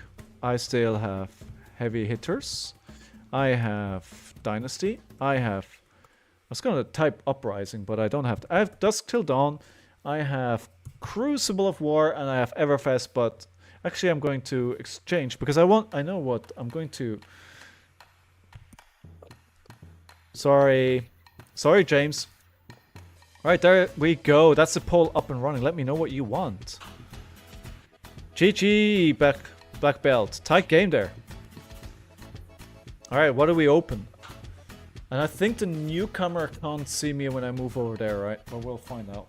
We'll have to chase this little guy away down there. He's about to be very scared when I move over with my chair. Poor fella. Dynasty. Looks like Dynasty. I think the dog cam doesn't work on this. Oh, the dog cam is here as well.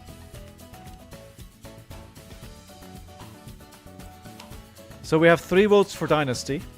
1 for Dusk Till Dawn and 1 for Crucible of War. I'm gonna scooch over here. Sorry, Fitz. Sorry. Poor boy. Oh, actually, I just realized I made a mistake setting up this camera.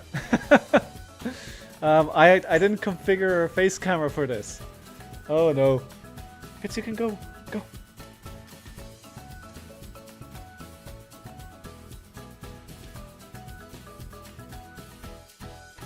Feet dance cam. Enjoy jazz hands. I can't actually reach for yeah, accidental It's just looking at me, it's going like, can I please go back there now? Alright, the vote is still running. At the moment, this is something to fix after the stream. I need to remember that. Let me make a note of that while I'm here. Let me make a note. Where are we? We're just waiting for the votes to come in. And it's Dynasty with 4 votes. Just give me 1 second. Imagine opening something really good and you don't have my reaction on camera.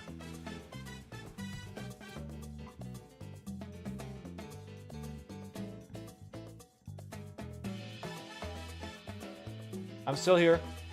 Don't panic. I'm here. I'm here. Okay, alright, that's done. Alright, let's see if we get something good here. Let's see if we can get something good. Fable, Command and Conquer, let's go. Spectral Prowler, Madcap Muscle. I wish these cards would do something. Felling Swing. This is being played in Axis Dorinthia, right? Tempest Aurora. Longshot. Rob the Rich. This is probably the weakest expansion set ever. Nixon Nimble. Ether Slash. Blue. Ooh. Hi, Fitz. Blessing of Steel. And a Blessing of Ether. Nothing good. Alright, good. Alright, let's move back.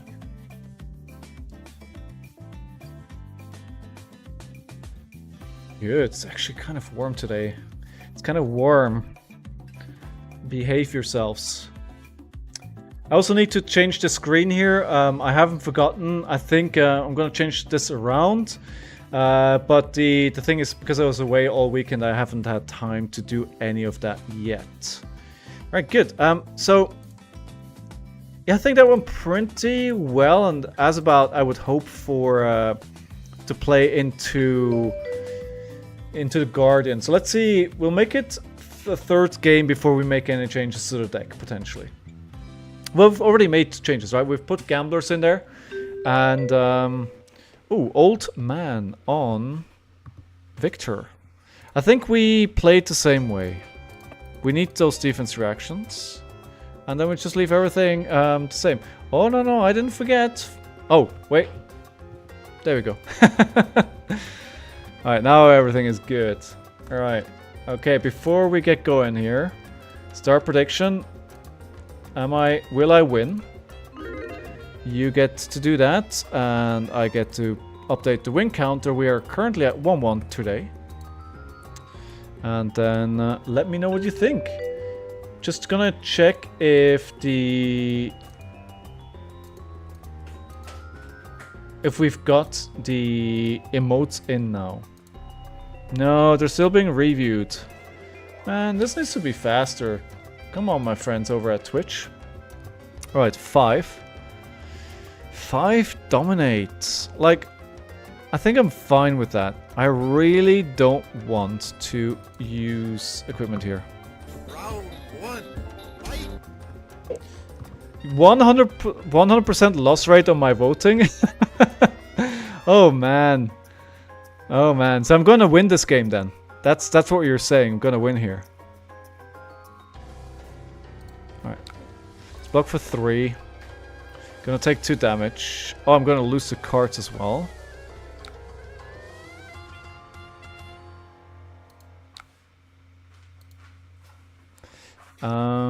Alright. They win, so that gets destroyed. Well, that's painful. That's painful. Not a good start to this game. You might be right this time around. Ooh, 86% are voting I'm going to lose. If I was playing Leviathan in your shows, I would be ecstatic about that. Yes. Yes, banish, right? Okay, this is not a good setup. 700. Oof. That's a lot of points. Show No Mercy is probably not going to do anything here. So maybe we just play a Reincarnate and we'll put the Swing Big in Arsenal. I want to keep the Show No Mercy for late game where the ability is actually going to do something. Let's see if you are points richer or poorer afterwards. Ah, we both didn't get it. That's good. So what's Tense of Strength? Right, so we clashed, so we compared cards from the top of the deck when this defends, and the winner gets a gold, and they really want a gold. Our friend Old Man, so I'm glad they didn't get it. I have made Havoc play Leviathan. Oh, it's all your fault, Burst Flames. Okay, I think here we use the Sink Below actually. We have a Blood Rush Bellow turn. I'm happy to play this as is. Yes, this is almost perfect actually. Because we have to swing big, right? So if we draw something decent here, for pitch we can do 20 damage. Oh yes, we draw something decent. Although, we're missing 1 resource, right? No. I made him have fun. I mean, Leviathan is all fun and games until you die because you don't have any block cards at the end of the turn, right? I would love to keep a Swing Big in Arsenal here. If we... they're gonna use the Balance of Justice ability as well here to draw another card. I think. I could have waited 1 more turn to Feindal, like, to get a another counter here to have one resource, and then I'd be able to keep the swing big. That would have been really, really nice. But alas, it will have to be pitched for later in the game. Okay, so this 10, they use their ability now, which lets them draw a card at instant speed if I've drawn 2 cards on my turn. I thought they were going to block this out. I thought this was going to be a quicken token for them, but I was wrong. Okay, E-Strike, this is going to be probably just for 7, or draw a card, buff power. So there's 3 modes that you can pick, right? Either draw a card, +2, or go again. And they opted to go with the buff power for 7. And I think if you don't have any other cards, it's good. What they could have done instead as well is get a card and put it in Arsenal so they have a stronger next turn. I think that could have been a good option as well. Alright, 7. I think we definitely use the sink below. The question then is just, do we play the Skull Crack or do we block everything? I think we just use the sink here. And we can actually... Do we sink something? No, I don't think so. I want to... Where I want to get to is Arsenal that swing big, so we can have another big turn like we did last turn. The alternative would have been to block with a Skull Crack, but then I'd only be able to attack with the Mandible Claw, and I didn't want that. Because if they don't block, then I'm trading 6 damage for 3 damage, right? And they're likely going to block with maybe 1 card. Nope, still fun. Nope, still fun. Oh, well, you know, that's up for debate. Okay, so we get 2 block, and they're blocking with the Golden Sun, which is one of their big good cards. And I think they're really good end game. So actually getting 2 cards that are blocking here is great. Yeah, I was expecting that. They're just going to play that. I don't think I care.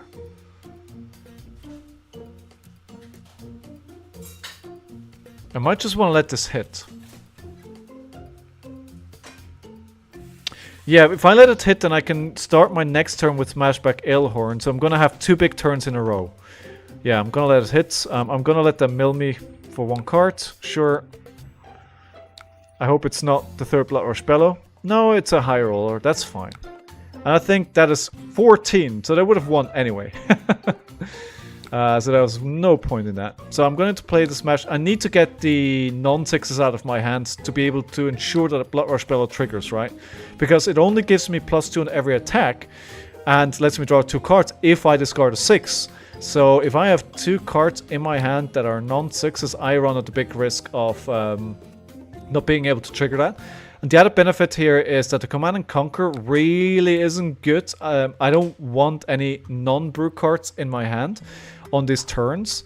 So this is actually kind of ideal. So we have a setup for next turn, and we have a Mandible Claw into another Swing Big. So another 20 damage turn. And that's basically almost as high as you can go with Blood Rush Bellow turn. So this is going really well. And this time they can't draw a card like they did last time with the Balance. Pulverize makes sense to block with that because that is very expensive to play. And then we'll pitch the Sand Packing to attack with the second Mandible Claw. 5, this has to go again because I discarded a 6 with Blood Rush Bellow. Ooh, I'm getting a go again, but I'm not going to be able to use it. Doesn't matter. I think it's a good spot to use it because if my turn was over, I have the Agility token anyway. Okay. And then I'm going to use a Spring Tunic here, get another resource. And then I'm going to swing the Swing Big for another 10. Let's go. I wish I had another card somehow. So the way that could have been really nice if I maybe discard a Beast Within. But very unlikely. Alright, so we got him 19. It's actually not as low as I would hope after all of that. Ooh, okay. So this is gonna be for 8. So our turn is just going to be a Cadaverous Contraband and a Mandible Claw. I think it's time to use the Scabskin Letters. So we don't get the... Actually, we're not going to care about... We don't care about their on-hit effect here. So the cards can't gain damage, right? But we're not going to do that anyway. What we're going to do is swing Mandible Claw and Cadaverous Contraband. If Cadaverous Contraband hits, I can put a non-attack action card from my graveyard at the top of my deck, which in this case would of course be one of these beautiful Bloodrush Bellows. So I can either block with Fate Foreseen to negate, to bring it down to 4. But then I'm wondering if I should keep the card, because then I can do a Barraging Beatdown into... If I keep it, right? If I keep it, what I can do is Mandible Claw for 4 with a Barraging Beatdown ahead, which then puts it at 6, which means they're going to block with 2 cards. And then there's a chance that they're not going to be able to block out the Cadaverous Contraband. But actually I might no, actually, wait. No, I'm going to do it all the way around. I'm going to block with the Fate Foreseen. What do we got here? Yeah, we'll keep the Barraging at the top. And we'll take 4. And what are we going? We're gonna turn it around. And the reason why I'm turning it around is because I have a Might token, right? Oh no, it's not gonna get it. It's not gonna trigger. Oh, big dum dum. Big dum dum. All right. We'll just attack for 4 then. Wait, actually no, it does. Oh no. Wait. It's. Sorry. Sorry. I'm sorry. It's because it only applies to attack action cards. So the Cadaverous Contraband doesn't get it, but the Mandible Claw does get it. And they got the gold token off this time. And the Cadaverous Contraband, we're going to get the block here. They're going to block with 2 cards. Or with equipment. Because they can't let this hit. They shouldn't. If they let it hit, I'm going to be a very, very happy camper.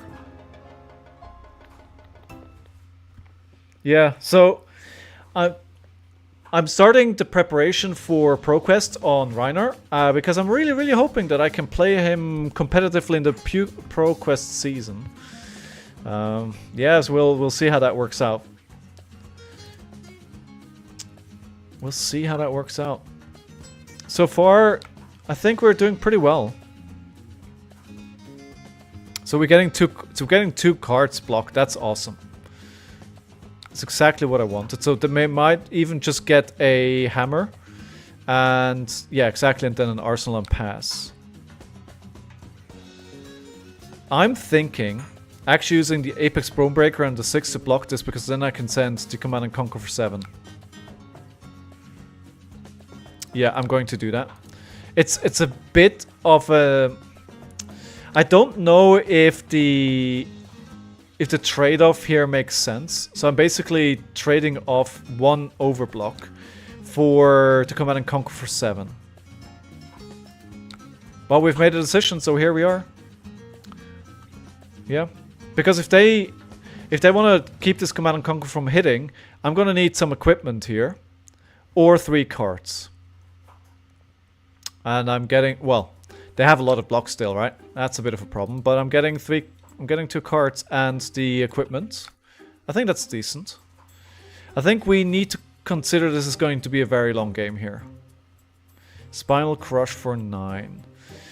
Crush deals 4 or more damage to a hero. Action cards, activated abilities, and attacks they control lose and can't gain go again. I don't think I necessarily care about go again, but I also don't want to take this buttload of damage. They have 1 resource floating, but there's no pummel there. So we're probably going to block for 3. Take the rest. Take the 6. Then if it's 20, we're getting very close now. But the reason why I'm doing that is because I want to play the Pack Hunt to attack back for 6. So if they take it, it's an even 6. And I can put the Fate Foreseen in Arsenal. And having a defense reaction against Guardian and Arsenal against these big attacks is really good. It's actually not good that I've played 2 massive Bloodrush Bellow turns and they're still at 19 life. It's a bit concerning. How many barraging beatdowns did we play already? We might have to pitch stack barraging beatdown. So we only played one so far. So we might have to put together a turn at the end of the game where we just stack those cards. Pitch stacking them to the point where they can't block. Okay. How much is this for? 10. That is a lot of damage. But we have a Fate Foreseen. So what we could do is play the... Block with the Agile Wind-Up. Block with the Fate Foreseen. Block with the Apex Bonebreaker. And do another Command and Conquer for 7. Yeah. We'll block a total of 7. Take 3. Yes, I do have 2 Fates. But I wanna... Yeah, I shouldn't have doubted this matchup. Why are you saying that? I'll keep this on top. Alright, so we'll take 3 here. So 18, 16. We have to remember, right, with the gold and the Golden Sun, they can overpower 2 attacks for 11. And suddenly the world looks completely different. Alright, so... Oh, no, that they have no arsenal. Oh, dommage. Show me. That's the wrong button. I made a mistake. That's a big mistake here. Oh, Trounce, if they get to hit it twice and they get all the tokens here. So, we clash twice. If they win both, they get a gold, might, and vigor token. If they get both, I'm in big trouble. Okay, I want the first one, but I'm probably going to use the gold to redo that. Because you can use the hero ability from Victor to redo your clash. Okay, so 6-6. So they still didn't win both. They only won one, still. Good, good. So they're actually leaking damage here. They're down to 3 cards. I have a 5-card hand. I think we're in a pretty good position here. There's a pretty good position. But, you know, it's 1 or 2 bad hands away from losing the game, so... We still need to be very careful how we play this. Oh, here's the Golden Sun, right? But this is not Dominate, and it's not 10, because they just wasted their gold to try and get that... I think they overplayed their hand. They tried to get the Trounce off. They were greedy. They should have kept the gold and just make sure this is for 10 overpower. Because now I just block it, right? And we said we need the barraging beatdowns. We need to pitch stack them. So we're definitely not going to block with that. We can just block with Reincarnate. They did not break the Trounce, you would have won. Oh, right. Yeah, but they didn't know that. They didn't know that. Okay. So what do I want to block with? This is actually not an easy decision. They still have a lot of... They still have 5 block here, right? Let's not forget about that.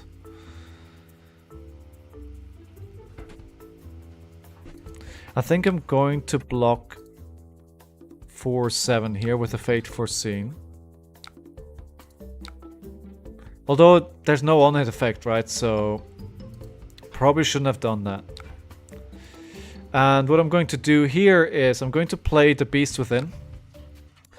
The Beast Within with the Recurromp and Arsenal the Barraging Beatdown, and maybe we can already string together a big Intimidate turn pretty soon. Yeah, the problem now is I have a 5-card hand. I should have kept the Command and Conquer. 1 turn later and it's so much better. Ooh, Test of Strength. Maybe they get another gold. Probably. They do not. I get the gold. And they leak 2 damage as well. I do love seeing them leak that damage. Okay. This is not an ideal hand. I am rich. Yes. Yes. Money. Money, please. 5, go again. And then I'm guessing they're gonna swing the hammer and Arsenal 1 card. So, what makes sense on my turn? Descent packing with... So what I wanna do is...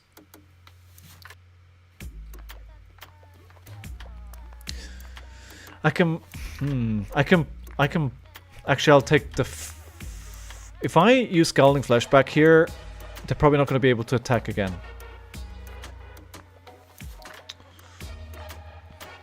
I can Intimidate twice and send packing. I think this might actually be a good point to use this. I think then they might do the hammer. They're going guaranteed to have a card in Arsenal. Okay. Oh, it's lagging. Just need to click invite chat. That's sometimes sometimes the app does that. So I'm going to take the 4 here. Oh, I'm going to 11. That's risky. But I think I like... Oh. Oh no, that's my 3rd Blood Rush Bellow gone. That was not the play. That was not the play.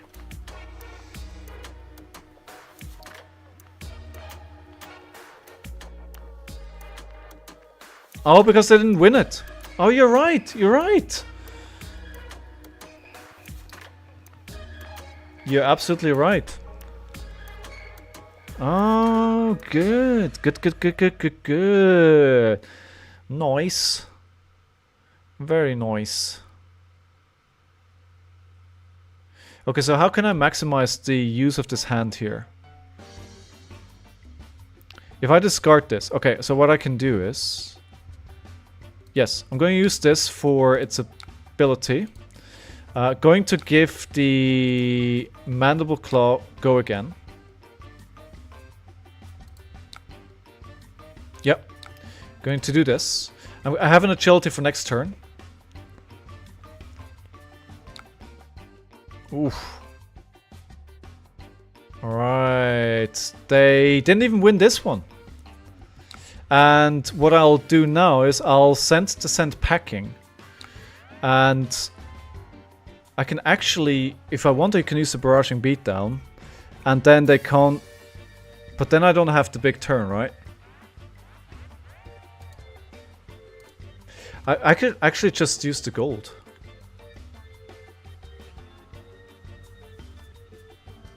No, I don't think I want to do that. Just send packing. Gold is turn to do a big turn. Yeah, but I have a big turn coming up, right? Send packing, right? Yeah, exactly. Send packing. And that means if they don't want to lose their card from Arsenal, which is the Golden Sun, they need me to... Oh, they have a lot of block still. They can use... Wait, how much is this? They don't actually have the money to pay for it. I'm getting all off. I mean, yeah, again, they're using their boots at very good points. They're using it when I can't make use of it myself. That's good. Alright, okay. Wait, you guys said I'm not losing it. Oh, it went to the bottom of the pile, right? Is that it? Put reveals, yeah, it's gone. Ah, I thought I was gonna get it here. Okay. Pass. Okay, I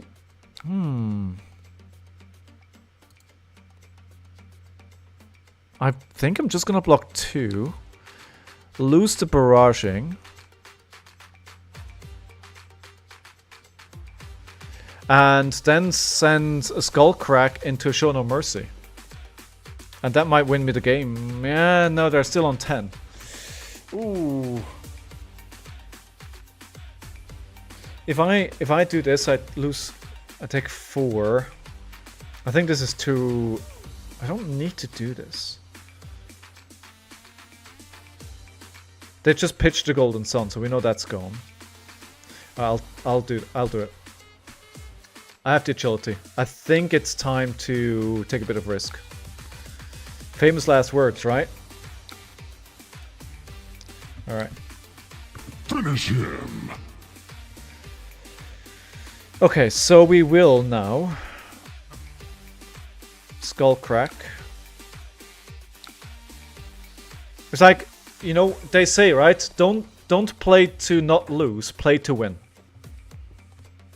That's what they say. I hope they block.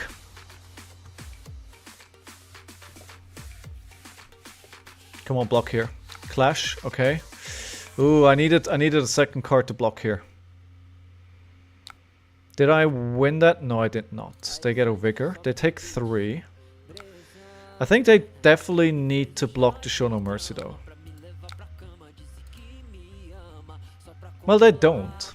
It's just another 6. But if they don't block it, they will. If they take it, they will go down to 1. So they're probably going to block with 1 card. They still got the gauntlets of they still have a lot of block. It's actually very, very close. Very close. Tear asunder. That is not what you want to see. What? Tear asunder prime to fight?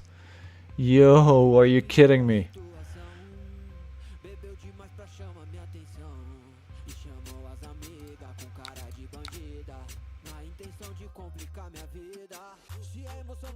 Wow. I didn't realize they could do that much with that hand.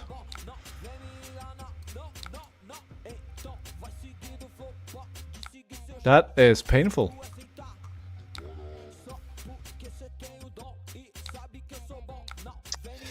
We might have lost the game here.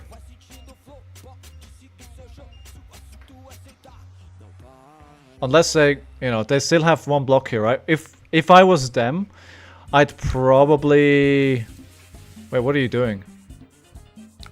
They're getting too cocky. If I pull a reckless swing here now, I win the game. Ah. I don't, though. Oh man, that was pretty close. That was close. Okay, so there's still some refining to do here. Not quite sure where I lost the game. Any ideas?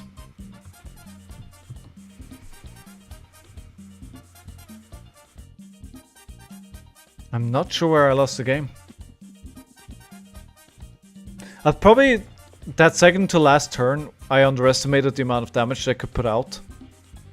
Yeah. I also think I did 2 Command and Conquers on an empty arsenal. Right. I didn't quite optimize the few on-hit effects that I had. If I tried to delay them, I think it's a different game.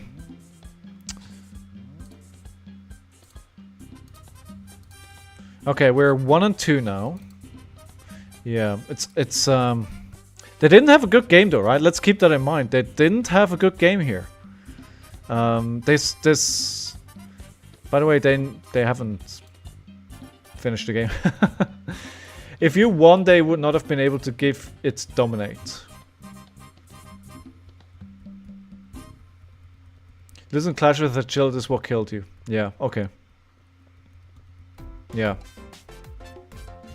I think that also the Trounce where they didn't win it, but the Blood Rush Bellow went to the bottom of the deck. I think if I get the 3rd Blood Rush Bellow into my hands that next turn, I think I win it there as well.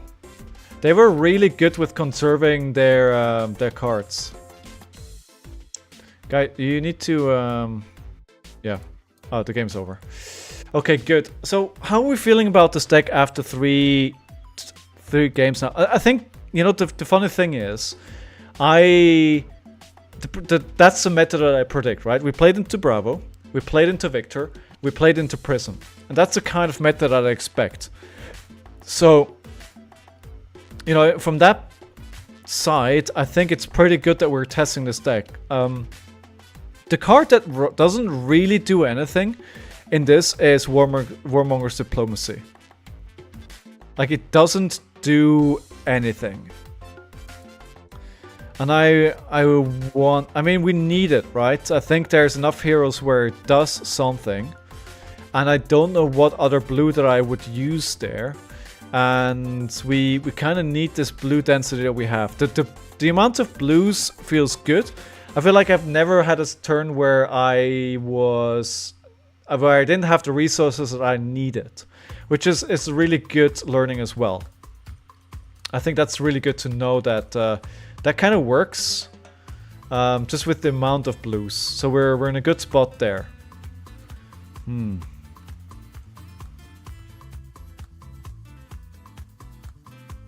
Maybe we'll just leave it where it is and we'll just play another game and see how it goes. Yeah. Let's see. Let's try one more game before we make any changes. We've won 1, we've lost 2. My usual play pattern is that I should be about even. Alright. Okay, first into Phi. Okay, this is going to be bad. I think this is probably going to be one of the worst matchups that I have. We're adding just a Cadaver's Contraband because I'm going to need to hope for early Bloodrush Bellows.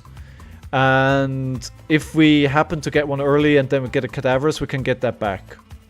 Alright, so I think Phi... I don't know what my plan into Phi is. That's a problem with this deck. And that's probably where KO and Levia would be better. Especially KO.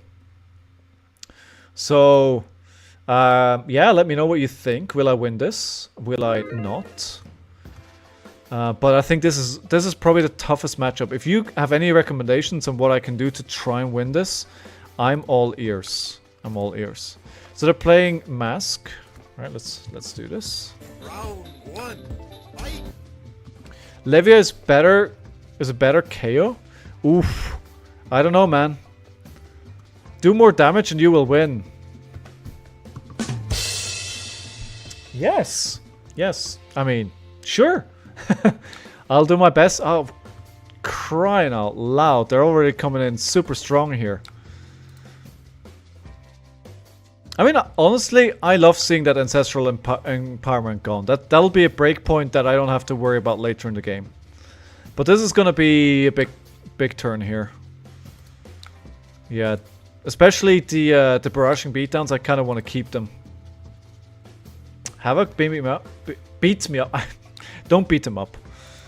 All right, I think they're going to pass after this, but I don't know, so I have to keep the card. To get me to 37 on turn 1, right? Okay. All right, so this is such a bad hand as well. They have an Art of War. They have an instant, and Phi doesn't have a lot of instants. So because of that hesitation, I immediately note that they have an Art of War. So we're going to play an Assault Battery for 7, which is not the turn that I need to win against this hero, because they're just going to take all that damage and come back at me with a huge 20 damage turn. It might be time to already crack the Scalding Flashback here. Yes, I agree with KO, but you can just turn off your mind.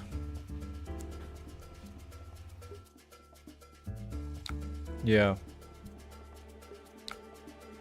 4. Yeah, I mean, as long as you guys in the community agree with each other, that's all good. It's all good. Alright, do we... I think if we block this out here, we are going to get Art of Wards.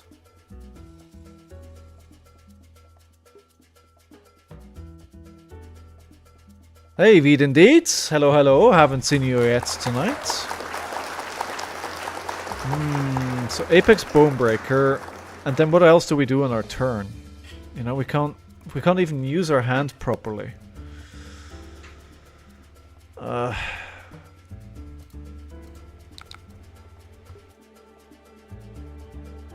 Here comes the Art of War, right? Or no? Okay, no. Okay. New emote, yes! I actually have 3 new emotes, but 2 haven't been approved yet. I don't know why. Can they please be approved already? I swear they're nothing naughty or anything like that. I will take the 3 here. I need to swing big at them, right? I can't play scared. So we're going to try and play an assault and battery and a skull crack. That's what I'm going to try and do. Which is going to be coming in for 9 plus 6 for 15 damage. Alright, I'll use the sculling here. That'll get 1 card out of their hand. That'll make their turn a lot less scary.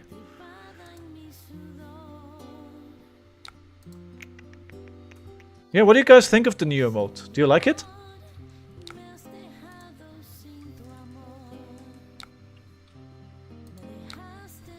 Alright, just a 1. And then maybe they're going to play the card that's in Arsenal. You can play scared, but you will lose. Yeah, that's it, right? You like it. I'm glad to hear Burst Flames. Looks awesome. It does! Are they going to use the mask here? They could potentially, but I think they could have better turns.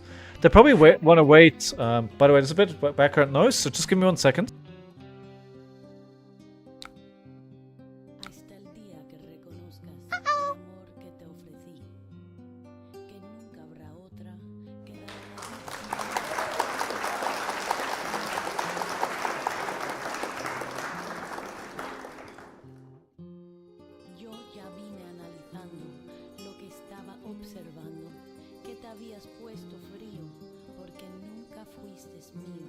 Sorry guys, that's just a blender in the background.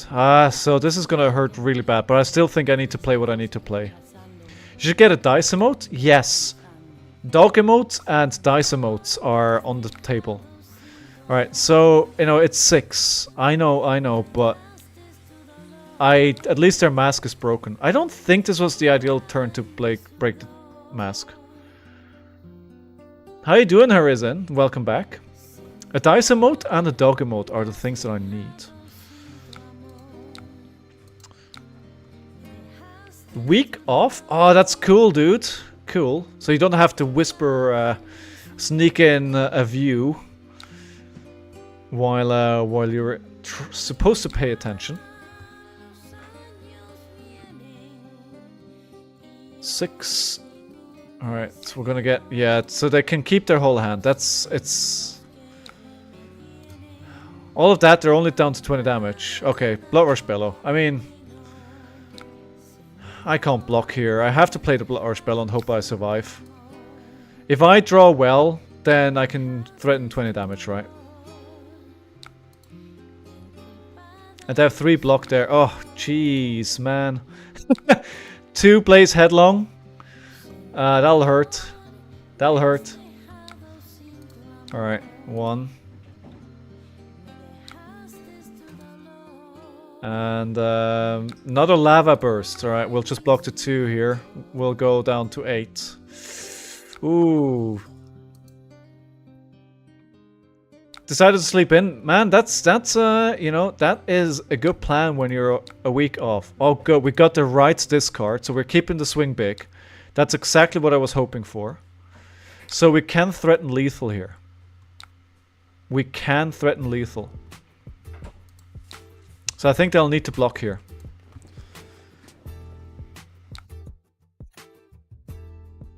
But the problem is they're probably just going to block with 1 card.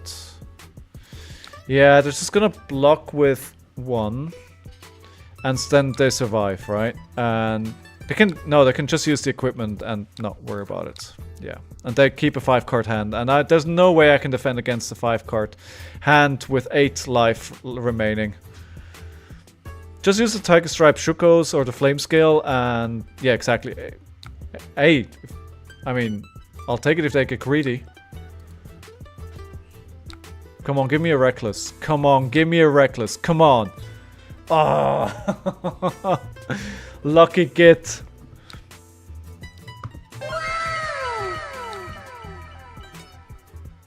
I need to block this. Because otherwise, they're gonna get another card. Should have not blocked with... Oh, well, it's gonna hit anyway. Yeah, okay. Alright, so a Snatch with a Snapdragon Scale is an Art of War. Yeah, but they are lucky. They are lucky I drew not into Reckless Swing. They are lucky. If I have Reckless Swing here, they're just plain dead. They could have used it. They got greedy. What they should have done is use Tiger Stripe Shuckles, right? That would have been plenty. That would have been plenty.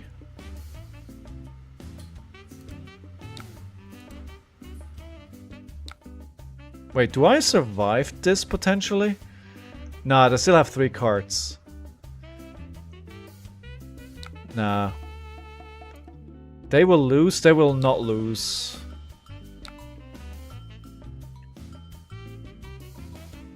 I don't think they'll lose. Because I think they have another 6 here, right? There's another... Oh, this... Man, Jesus. Sorry for cursing. They still have 2 cards. What? What the...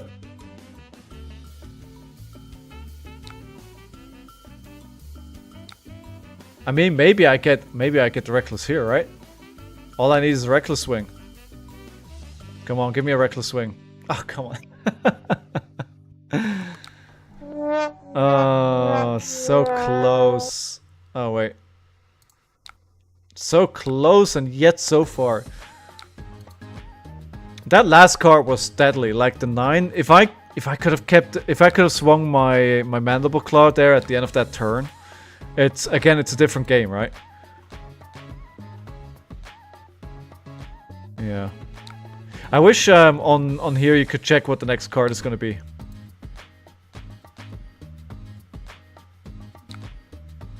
Yeah. So, I don't know what I could do to try and... Can I click the deck? Wait, at the end of the game? Really? Well... whoever voted that I'm going to lose, you were right. Wait, I can... No, I can't.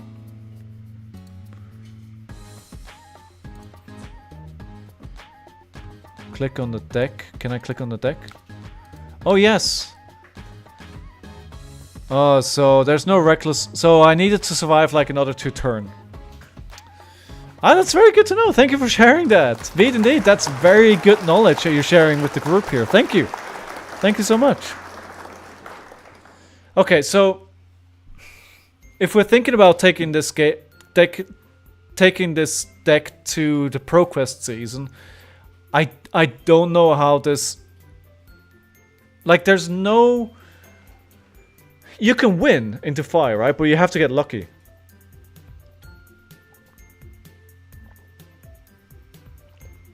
I think you have to get lucky.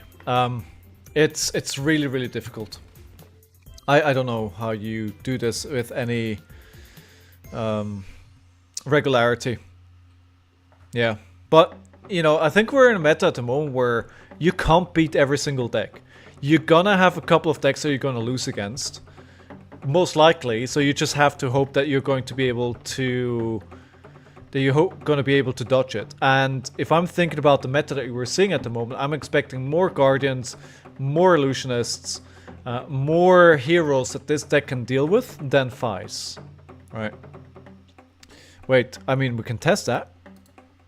Yes, you can look at that. Yeah, you can look at that.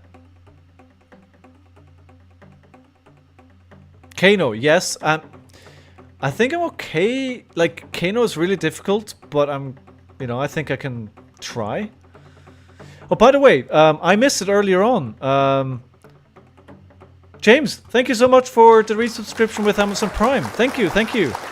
3 months in a row. That's much, much, much appreciated, my friend.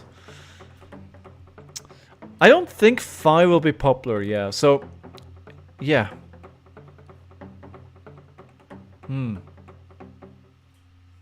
I think you just have to hope that you high roll at the start of the game.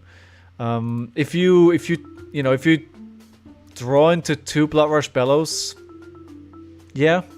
I think you can do... So, the deck that I saw was a Club Rhino, right? And I think Club, you're gonna be able to deal with a lot less with this kind of deck than... with Claws. Like, you simply don't have the damage output. I think Katsu is much more likely than Fi. It is. And Katsu is difficult as well, right? I think ninjas are at the very top of the list for heroes that are difficult. Uzuri. Now this will be an interesting test. I think I need the defense reactions here. Do I need Oasis as well? I think I'll bring the Oasis. I'll try and bring 68 cards. The only reason why I'm not playing Smashing is because it's a non-block. I don't like Defensive Club. Yeah, the deck that I saw was like a weird, interesting go-again club deck. It looked fun. Alright, let's see if we can win against Uzuri. Let me know what you think. We didn't open any good cards today, but as a reminder, if you vote and you get to the top of this list up here, at the end of the month, the prediction leaderboard, then you get to pick one of the cards that I opened up on stream. Alright, let's maximize the stream here. Round 1. Fight! Fight! Let's do it! So we just have the Spider's Bite. We will block with a Pack Hunt. We'll block with a Pack Hunt. Okay, good. Good, and the Nerve Scalpel. Reactions have -1. Do we think they're actually going to do something here? I think they're probably just trying to leak a damage, but I'll give it to them. I'll give it to them. I'll give them 1 damage. There we go. Actually, that was it. Huh.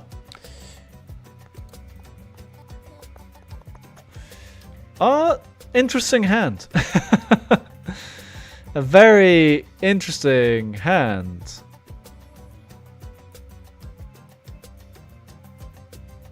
What do I do with this? The thought that I have is put the Beast Within into Arsenal to bait them into using a card that triggers Arsenal. And then we get an extra card.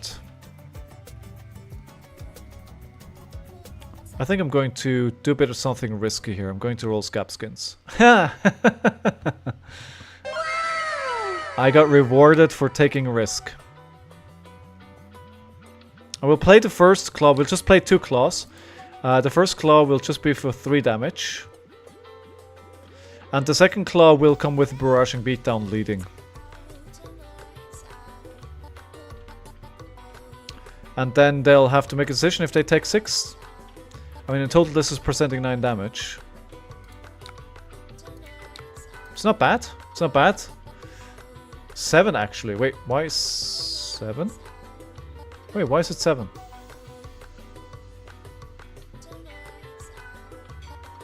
Wait, what? I'm so confused. Why is it 7? Oh, it's +4. How long have I been playing Reiner? Of course, show them the card. It's always a great strategy to show them the cards that you want to lure them into. Yes, you're right. I just forgot that it's +4. Spider's Bite. Bad Assassin. Why Bad Assassin? Aaron. Aaron. Aaron 101. No blue? Yeah, no blue. Yeah, no blue. On the for Barraging Beatdown, yeah.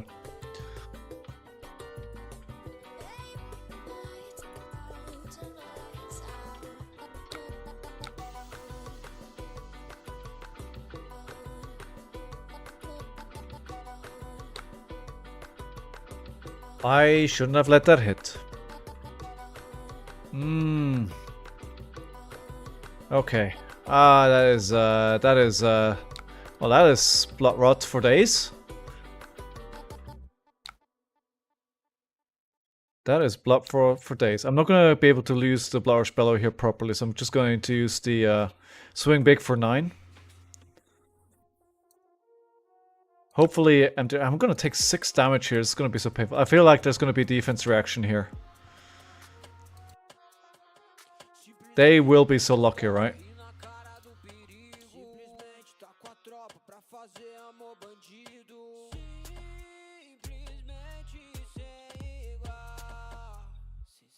Okay, so do they have a defense reaction though? Backstab is gone. A looking for strap is gone. You don't think so? Alright, we'll find out whenever they decide to continue their blocking turn. Ah, this 6 blood rot. Oof. Okay. Yeah, is anybody new to the stream? How you guys doing today? Hope you're doing well. If you haven't yet followed the stream, I'm live 4 times a week, Monday, Tuesday, Thursday and Friday. And if you happen to have a Twitch Prime here, I'd love for you to do that. Uzuri wants to block with 2 cards more than it is sketchy. Dang, I missed a prediction. Ah, sorry, James.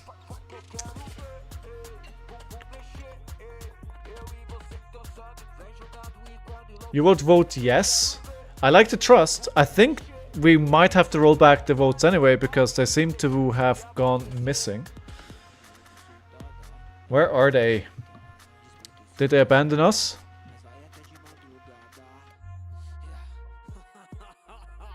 Where are they?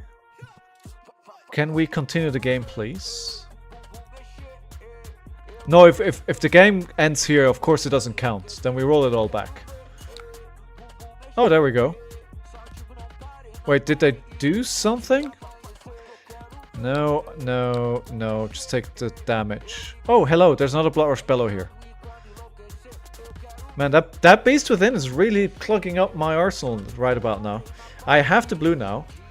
But the main player passed priority attempting to end turn. The current player is inactive. The current player is active again. Okay, so I think they're here. Maybe. So how many people in the chat here have actually managed to qualify for nationals?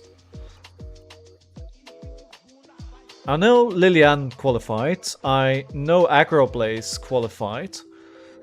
I think there's at least a couple more. James, did you qualify as well? I think you qualified, right?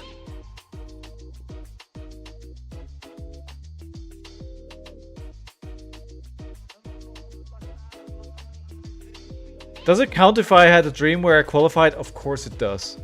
Missed top 8 by 1. Oh man. Oh man, that feels bad.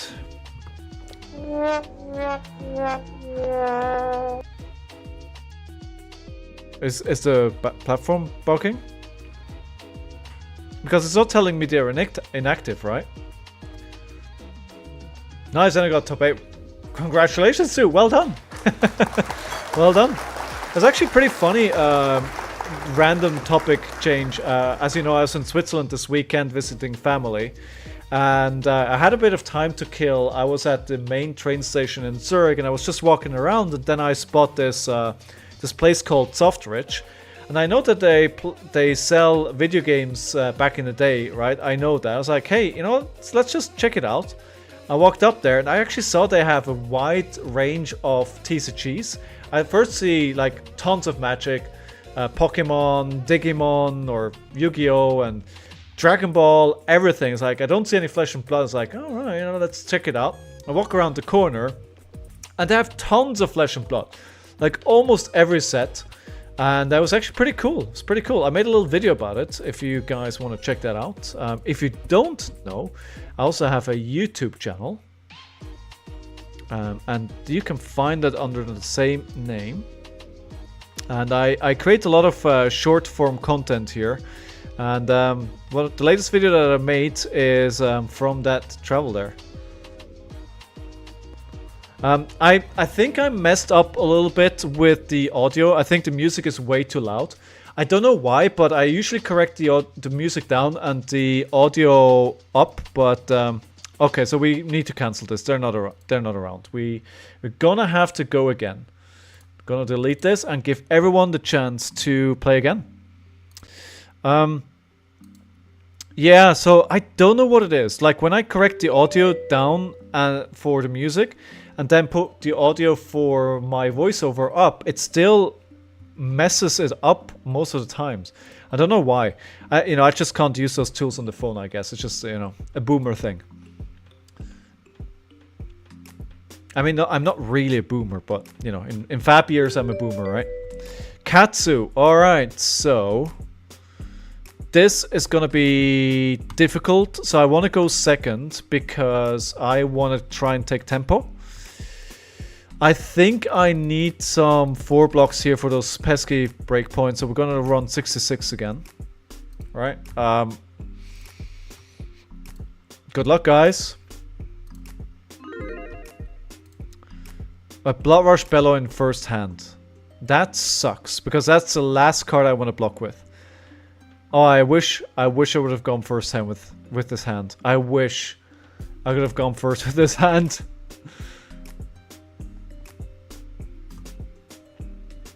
But, so everybody's saying I'm gonna lose. I think that's probably not an outrageous claim to make.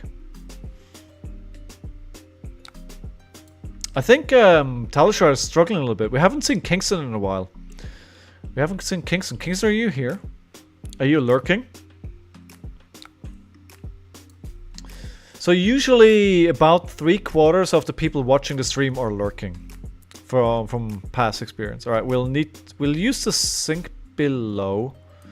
Yeah, I think so. We'll keep the swing big and the Blood Rush Bellow. That'll block the whole 4. I always lurk. You don't lurk, mate. You are very engaged. You're what we call in the biz a super chatter. In the biz. It's good to always have you here, Burst Flames. Thank you for always being here. I appreciate it. The support means a lot. Alright, so this is not ideal. But we'll just play the Clearing Bellow. We'll play the Arch Bellow. We're gonna get rid of the Swing Big. Yeah, this is not ideal. But we might get them to a place where they feel like they need to start blocking. Which is good. We can do just the... We'll do the 10, we'll Arsenal the Fate Foreseen. It's not terrible.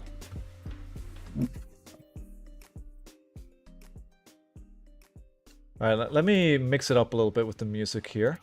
I think I've been listening to Latin music for long enough. How about some funk and soul?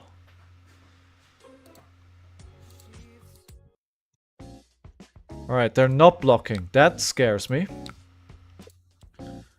That scares me a lot. That means they have a really good hand. And they really want to play their 5-card hand. Ooh, alright. The only thing, the saving grace here is that I have to Fate Foreseen. Oh, and this is actually a really good setup.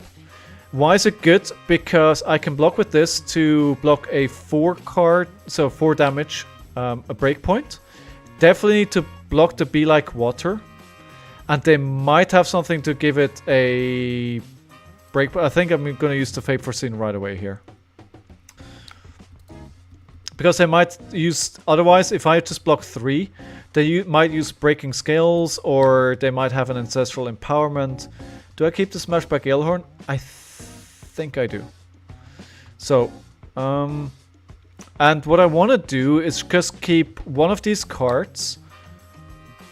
Actually, I need to keep it blue, because I'm going to use the Senpacking, block with Apex Bonebreaker, and then give Command and Conquer a Might token to give it +1. I'm almost certain they will end up with a card in Arsenal here. No guarantees, but it feels pretty certain. I will play block with the Warmongers. The 3. Interesting that they didn't lead with the Kodachis here. Oh, here's the Breaking Scales. Okay, interesting. Why? Seems an odd place to pick it. To play it. Maybe they're new to the hero, or maybe they're just doing something that I don't see. Okay. Alright, so they are using Katsu's ability to put a card. Okay. Alright, so they're trying to make my hero power go away, right? Yeah. So we're not going to block this. It depends what they're going to banish. What are they going to banish? Probably a Whelming Gust Wave, right? If they're... So the way that it works is like if you do the combat chain, then it costs less. And you may banish a card that equal... So it's going to be a Descending Gust Wave, which is going to get +1. Alright, so we're going to let this one hit here.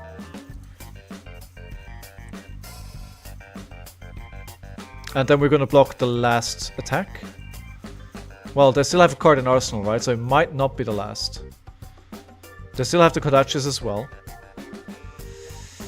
Okay, the Descending Gust Wave. Alright, we'll...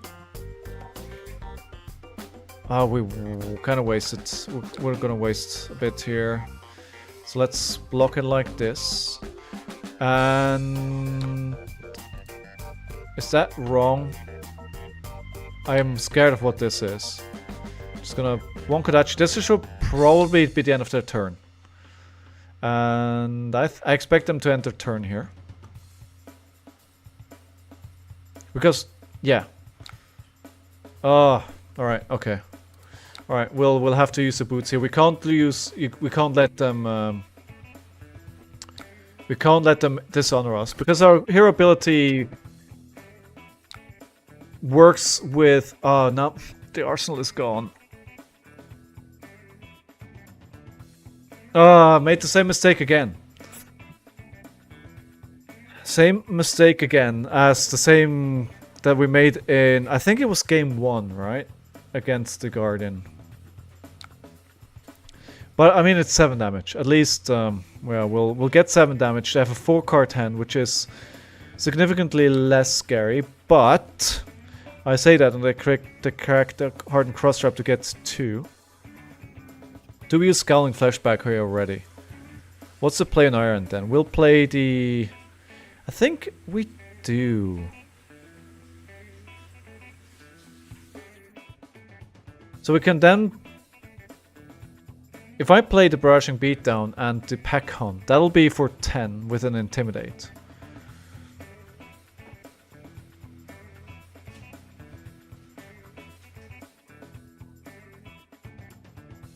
I don't want this to hit... Actually, wait. Sorry. Sorry. I'm sorry. I'm gonna do it like this. I think I like this better. Because it takes 1 card out of their hand as well. And the Apex Bonebreaker, I don't really get enough value out of it if I don't use it with a 6. So if I can use it with a 6, I will try and use it with 6. Okay, so 5/5. I hope now there's no Ancestral Empowerment there. That's what I'm hoping. I hope I intimidated the right card. And then what we're going to play is just a Pack Hunt. This is probably going to come for 7, right? Or in their case, I would probably... I was going to say, I would expect a 5 draw a card. No, of course I still have a card. Alright, we'll play the Barraging Beatdown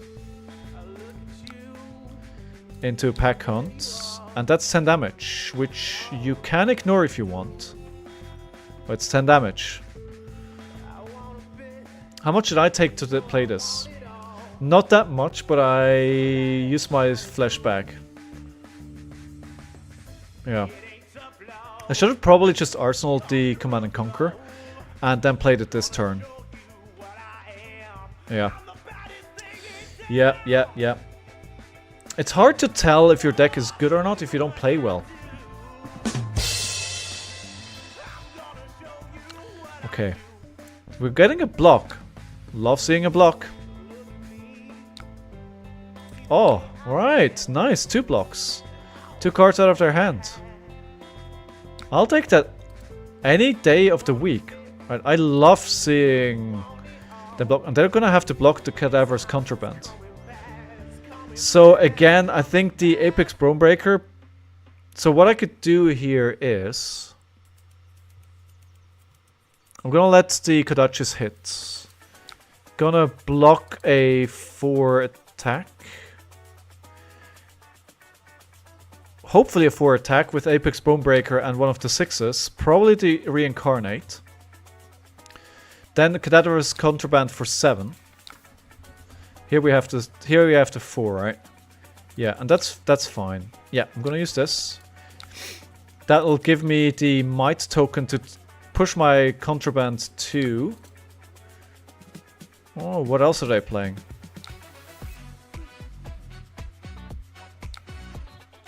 Oh. Yeah, but that's 4 damage.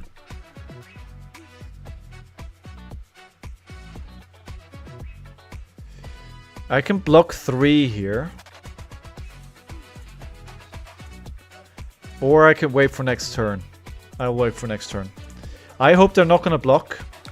And if they don't block, then I get a Blood Rush Bellow. Alright, that's I think the Sand Packing is definitely the better card to keep. Alright, so they don't want to let this hit because they know I'm gonna get a Blood Rush Bellow, right? And that's exactly what I mean, I hope they're not gonna... If they don't want this to hit, they probably need to block with Mask of Momentum and 2 cards. Or even... Well, apparently they're not blocking. Right. I mean, I'll take it. Perfect. Perfect.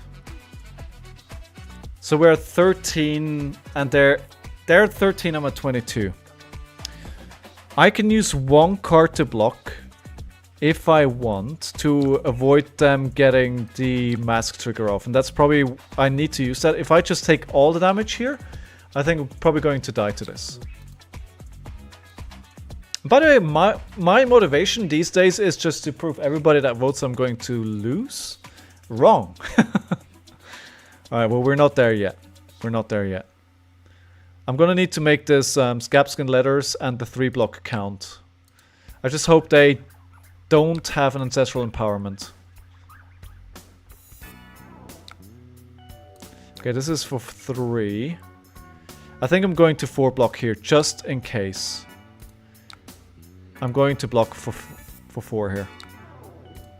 Oh, don't have 2. Oh, no, but...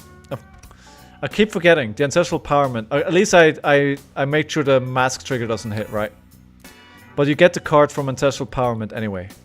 I keep forgetting about that. Okay, so this... Okay, that's fine for no-go again.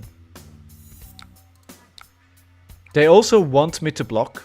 Because they know I have a... They should know I have a Blood Rush Bellow in hand. So they want me to block here. Okay.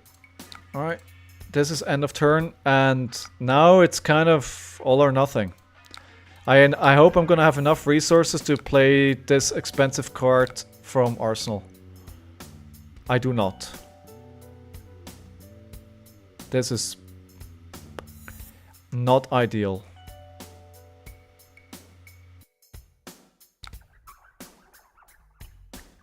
This is not ideal at all.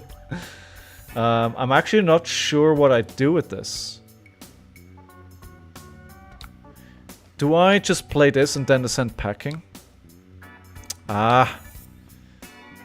Let's take some more... Wait, so this is gonna be... Next card you defend with this turn, combo gets +2. Okay. It's gonna leak 1. I think in that case I'm just gonna use the Spring Tunic. Sand Packing. And keep the Command and Conquer. Right, so... Sure, they get +2. But they still... If they want to get this card back, I'm expecting they're gonna need to block with both these cards. And getting an Arsenal card, so either way, I'm gonna get probably 1 or 2 cards here. Oh, very nice. Getting a double strike, love it. And also, that has no combo.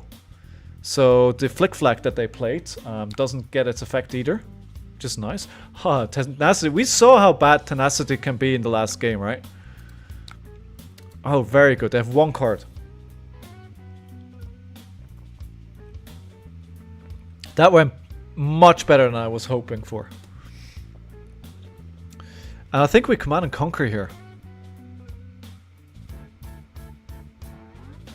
We only played one Blood Rush Bellow twice, right? So we could be going into the next... Or do we... Either we can play Swing Big for 8, but then they go 1. I think the Command and Conquer, which actually presents a relevant on-hit, is much more... It's much better here. It'll get cards from them. One way or another. Either we'll get the arsenal, or we'll get 2 to 3 cards from their hand. Because remember, a lot of the cards that... wait, they played and reinforced the line? Okay. Because a lot of the cards that ninjas have block for 2. Right? So, yeah. We want to play the sync... We want to put the sync below in arsenal. All red. Ooh, this might be a problem here. We need to probably use the sync below to sync a card and hope that we draw into something that is more resource. I mean, I'd love to see Swing Bigs, but not in a hand like this.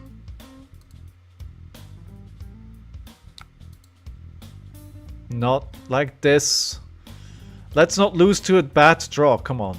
Come on, let's not lose to a bad draw.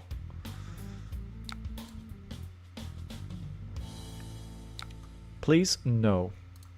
Alright, I'm going to use the sync below here. Because I need to sync, right? We'll sync... Show no mercy. Oh, come on. Not like this.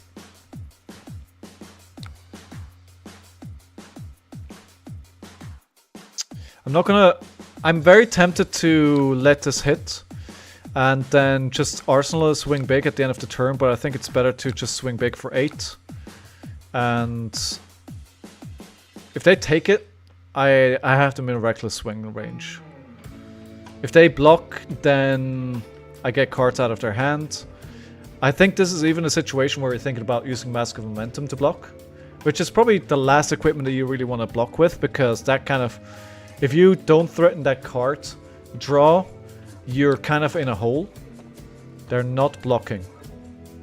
At all. At all. Well... I wish I had a Reckless Swing. I wish I had a Reckless Swing. I wish I had a Reckless Swing.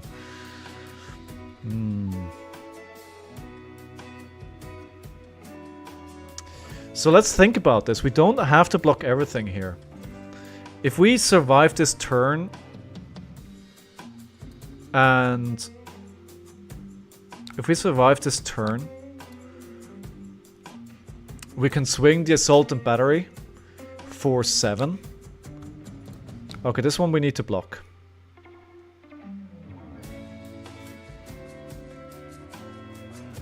Okay, no. I thought it was something else, but we'll use the equipment to block. Let's block for 4. Please no Ancestral Empowerment here. No, we're good. They could still potentially threaten Mask. Okay, I'm gonna guess this is gonna be for 7. Survive until Reckless. That's a good plan. Oh, I needed that resource. Actually, you know what? I'm just gonna block 6 here. Instead of risking going down to like 4 or something like that, I'm just gonna swing the Mandible Claw. Give me a card. Just Mask of Momentum is not gonna cut it. I think Veed, you have a good idea. We're just gonna block and try and survive here until we get Reckless. In theory, what they should do here now is they should attack me with something small next turn and Arsenal 1 card and come with me with a 5-card hand.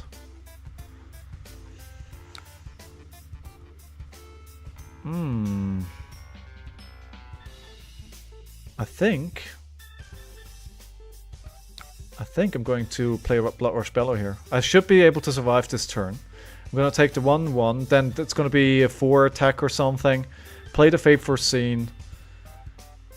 Pitch the blue, Skull Crack, get 2. Yeah.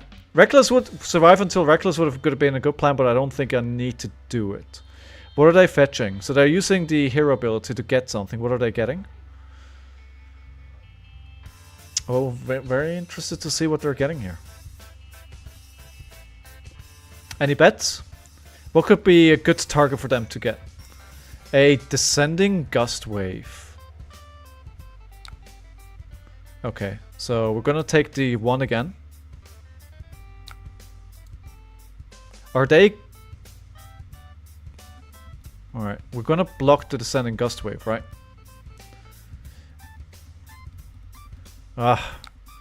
This is not the block. This is not the block that I wanted.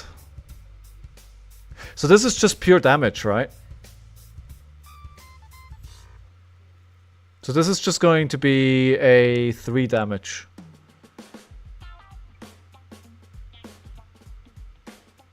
Yeah, I know mask. Well, there's no mask trigger now because it's not triggering on. It's not tracking on Kodachi, right?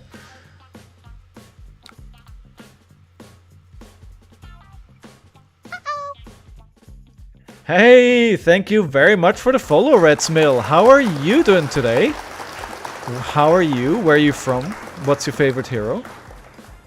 Do we want a yellow? We do want a yellow. Let's keep this on top. And now we can probably finish the game. Unless I'm missing something, how much I can play. Right, there we go. Skull Crack.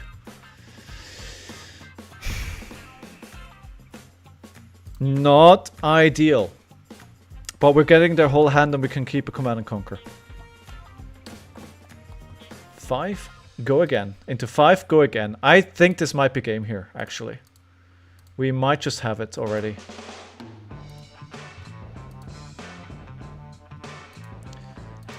Ye of little faith.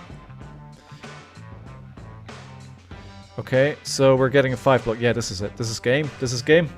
Finish him. I will. Oh, they could block with this card and with the Mask of Momentum. And yeah, they could survive through this. They actually survived through it. And we cannot play this, sadly, sadly. Now we have a Reckless Swing. So if they attack, I'm just Reckless, right? I thought you would CNC. I wish I could have.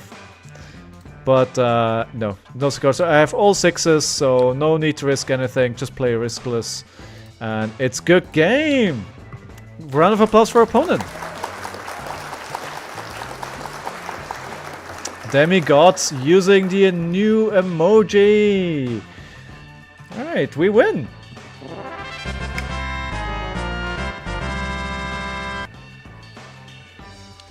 Right, did anybody vote that I'm going to win? I think some did, right? It looks like some people did. And that means, yeah, Demigods did. Congratulations, dude. You were correct. So, we win a game, and that means a couple of things. First of all, we gotta update this win counter over here. How are you doing today, Demonic Gods? And we open a pack of Flesh and Blood. What pack do we open? We have Dynasty. We have Heavy Hitters.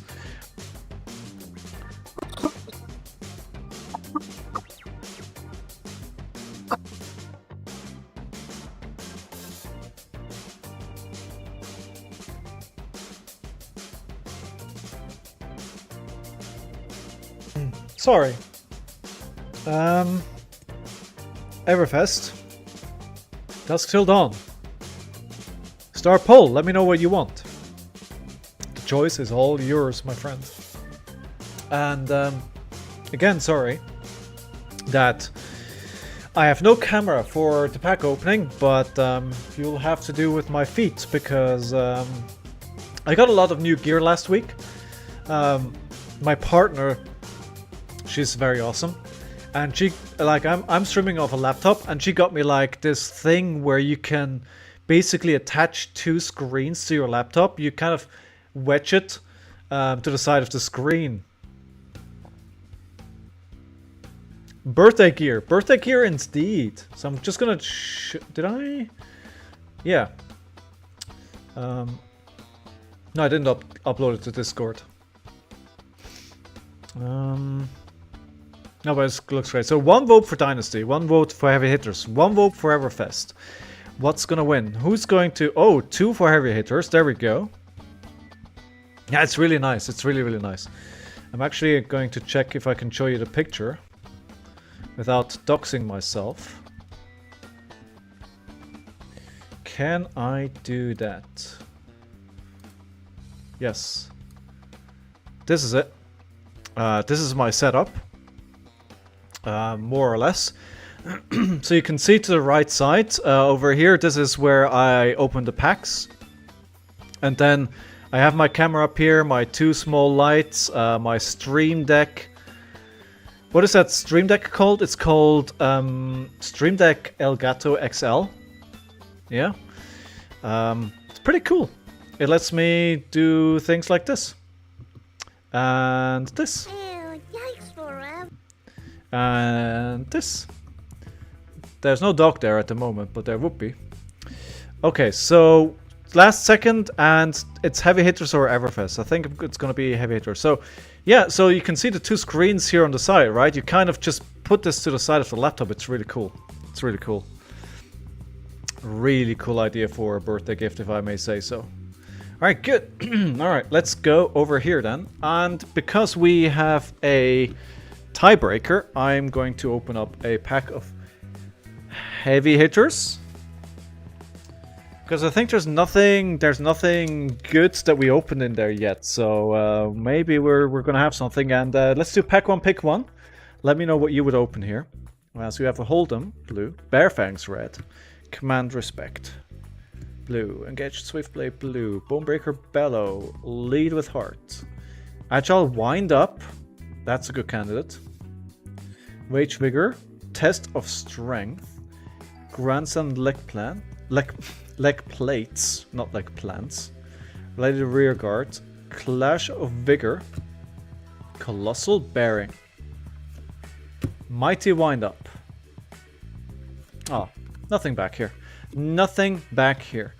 So let's think about this. I think we probably already know, right? We want the Agile Wind Up. That's probably what we're getting. I mean, if you wanna try and go for Force Brute or KO Bearfangs is nice. Otherwise, I like the Agile Wind Up. I think those were probably my favorites here. Any other? Could we make a case for Test Strength? I don't think pick 1. Nah, I think it's Agile Wind Up. Agile Wind Up. That's the pick. That is the pick. Yeah. Agile Wind Up, and then you see in round 2 if the good brute cards come back. That's actually a really good point, yeah. That's a good point. Cool. Good. Alright. So where are we at? We are at, I think we are at, let me bring this up. We're at 2 wins and 3 losses. Can we make it even now? I'm liking this deck. I think it's pretty vanilla what Reiner does. Actually, considering this is the first time I'm deck building, I'm actually quite happy how it's going. I don't know deck building. I've done it very rarely so far. So I'm just kind of glad that it works. And it's not a complete dumpster fire. Yeah, what are you guys... you guys are playing the ProQuest season this year. What are you bringing? What's the plan? Okay, well, this is going to be interesting. This is going to be interesting. Let's see if we can make this happen. I think Alt Intimidate actually gives us a good chance. We'll bring the Oasis. And is there something we take out? I think the... Nah, we have to keep the blues. Let's keep it at this, 62, right? I feel like I've seen Jezu before. Alright.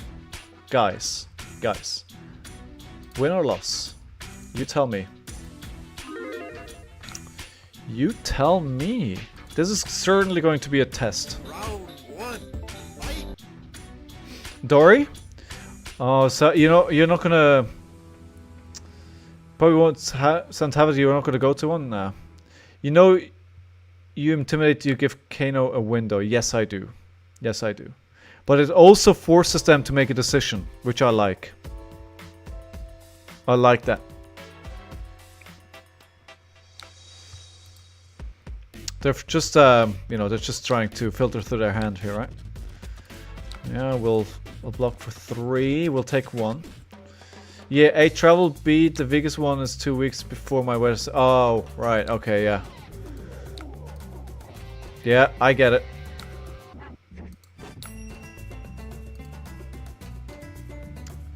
I shouldn't have sunk the sent packing there. Sent packing is pretty good though.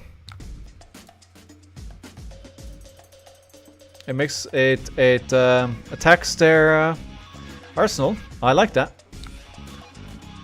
Good, and will arsenal the Oasis Respite. Good, and we have another sent packing. Good, we have enough blues as well. Okay, Ether Spindle, we're gonna just block the 3. We don't want to negate a lot of this damage, right? But I think with the hand so far, I think that's pretty good. Right, sent packing.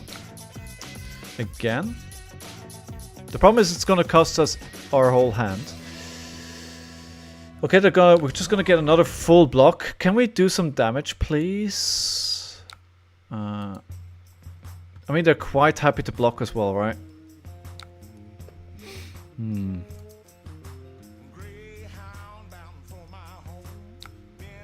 Okay. Should have brought the 6s that destroy items. Yeah. So we can play Barraging Beatdown and then... Oh, we beat Chest actually. Yeah, let's beat Chest here. Get an agility for next turn. And we still keep a blue for this turn to... in case they do anything at instant speed, right? And we'll keep the Spring Tonic counter here to use the Oasis Respite. And I think we keep this for probably until they have their big pop-off turn. They already have a big piece here. They have the Spring Tonic, they have the Energy Potion. I don't know what they have in their arsenal, but they're already pretty well set up for a massive turn. Alright. Aetherwind Tomb. I played a bit of Kano and it was fun, but I'd be lying if I said I still remember what exactly they're trying to do. Well, having all those cards is nice. That was what, 7 cards? Oh, here's a big turn. The Ether Wildfire, right? So we'll use the Oasis of Respite on that. Can I?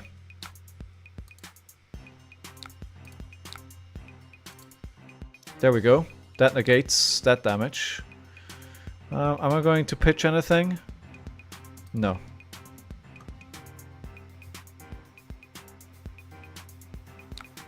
Okay, that was basically just baiting me, to be honest. I think that was just bait. Because I didn't use anything. Yeah, that was just bait. And I fell for it like a noob. Alright, we'll go 6 go again. Hopefully they'll block some here and then we can play the Command and Conquer. Alright, they're taking the damage, right? Command and Conquer.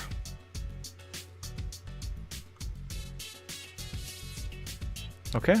2 cards is a lot less scary. A lot less scary.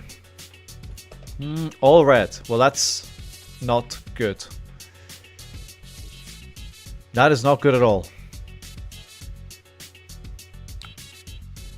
2 arcane. If this deals more than 2 damage, against go again.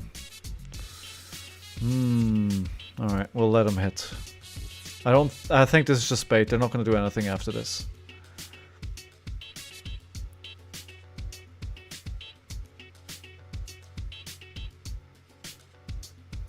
We'll play the Barraging Beatdown into the pack hunt if we can.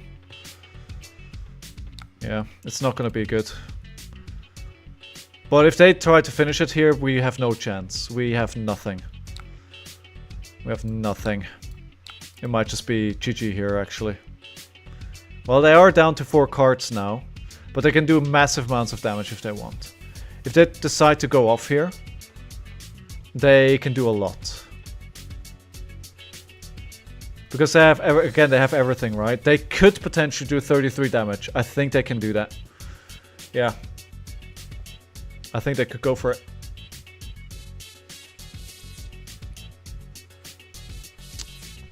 Ten. Well, not anymore because they're using, you know, they're blocking. Ah, they don't want to block. Makes sense. You want to keep that Lessons in Lava, right? It's a big piece to the combo. 3, yeah. Not gonna take that. I think we swing big here. Swing big for 8, which is lethal. They're probably going to try and pop off next turn here. Okay,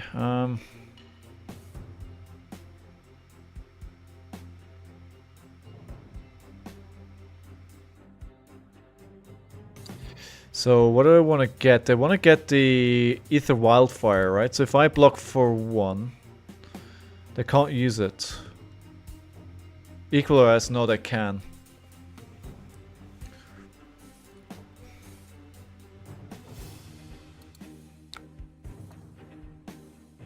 Yeah, now they can get it. I think that was probably a mistake. Actually, let me do this differently. I'm going to block 2, so they can't get it. If I understand what they're doing correctly.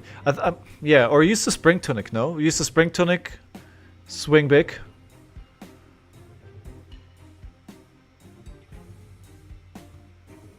Another Lesson in Lava. Alright. Okay.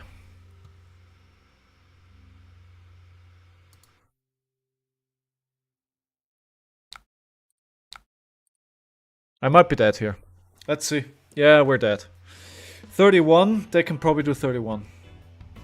Yeah, they seem very certain of what they're doing here. I think they know. I mean it depends, right? It depends what they have at the top of their deck here.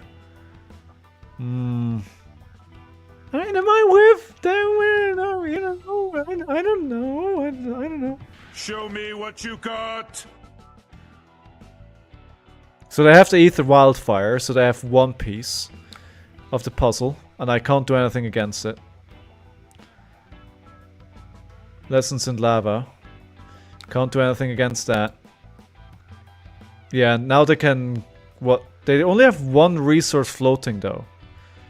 Oh, it's 0, so never mind. So yeah, just gonna be blazing ether for stupid amounts. Yeah, well played. I still do, I think I got baited into using the Oasis. I should have kept it. I think that was probably the big mistake here.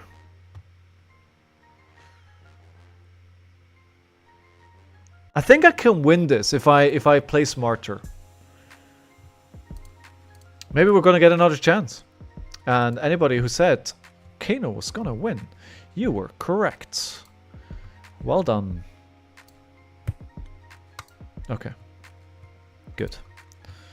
Alright, so I'm not gonna make a radical change to the deck today, but maybe tomorrow we can try and mess around with turning this also into a club deck. Well, we do have the club, right?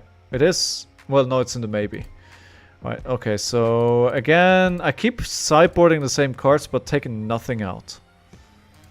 Alright, let me know what you think of this. Yes or no?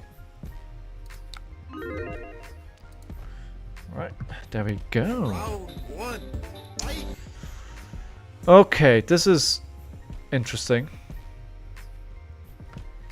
I could intimidate twice. Nah. You believe? Let's see. Let's see. I think Kasai is doable. But warriors are my kryptonite, right? Alright, let's roll Scabskins here. Alright, 4. Alright. I think this could be something. I wish I could intimidate them 3 times. But no, I think I'm going to keep the swing big and the barraging beatdown.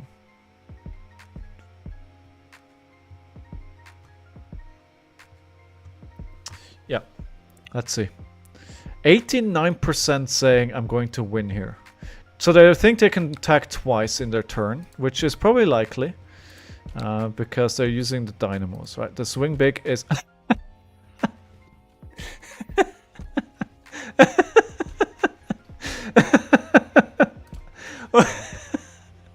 What?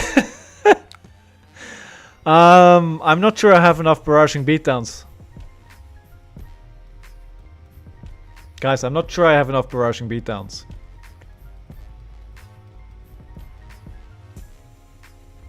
Should I just play this? I could triple intimidate swing big. Yeah. Alright. Alright. We'll take it. We'll take quite a bit of damage here, but we'll swing for 8, for 16, 16, 20. No, 18, because math is hard. Yeah, we'll take it. We'll take it.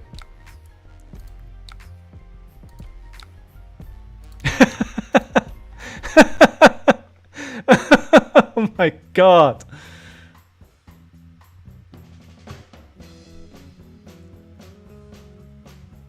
Yeah, I mean,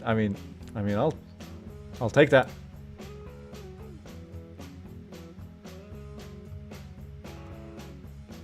We're getting all the blocks out of them. But, yeah.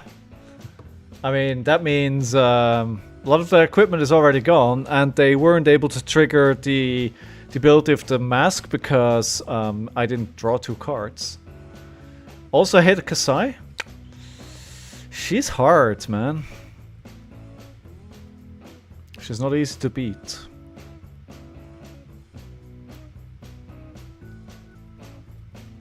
So should I... I'm wondering if a Command and Conquer for 7 would be good here. But I don't know if they're going to Arsenal or not. But I think we need to try. There's a good... Yeah, they're going to Arsenal. Good. Good. Good, good, good, good, good. Alright, super. Super, super, super. As Command and Conquer for 7, really good. That's an annoying breakpoint, and they already used a lot of their equipment, so sure. They make sure it doesn't hit, but I'm getting a glint. I'll take that trade. Okay, we've got another Command and Conquer. We could do the same thing again. Okay, so yeah, I think so. Okay, so they use their hero ability, so if the weapon hits, they get a gold.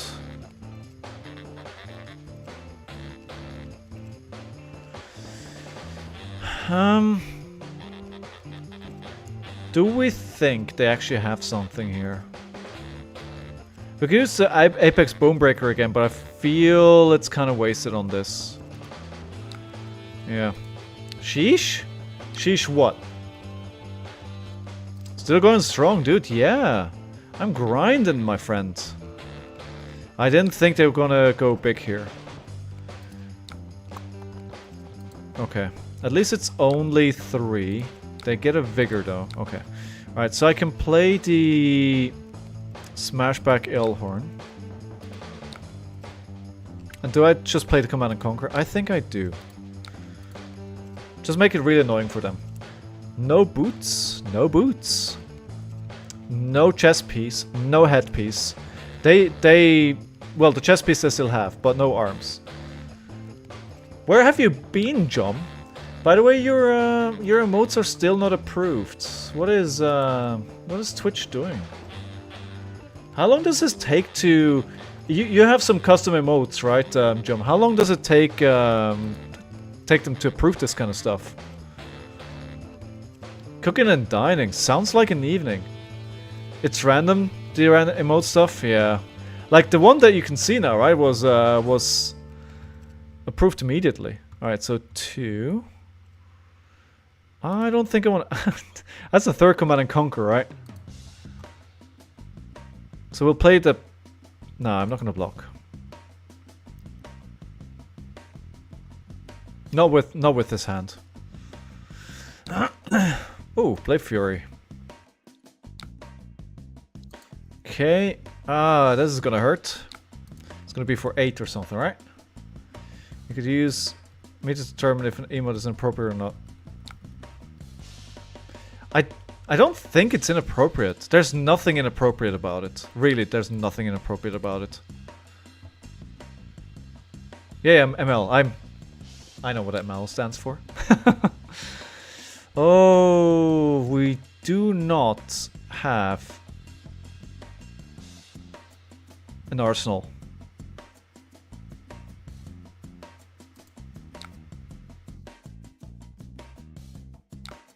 That's not good. We'll attack for 7 then.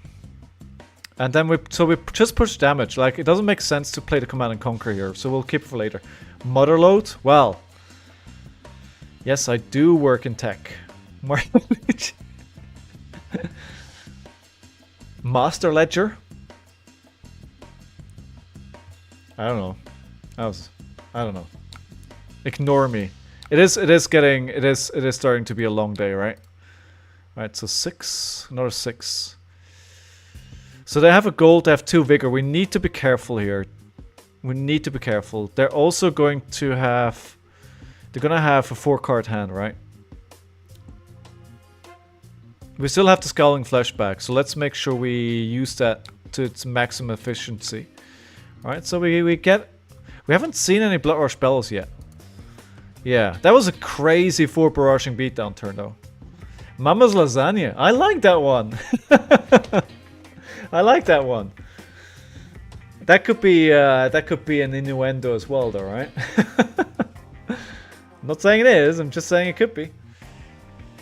Okay, so we could use the Scowling Flashback here.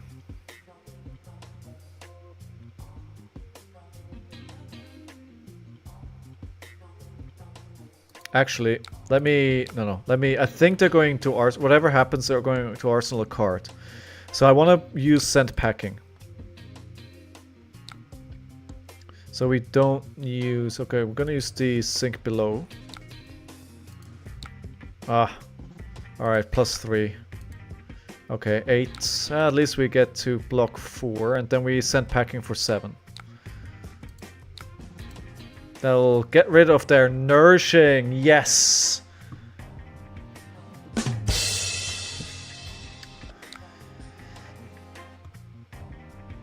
Okay, so they're not gonna block it. There we go. We've got the full block. Can I please... I was gonna say, can I please have a Blood Rush Bellow? I didn't mean to. I didn't mean to.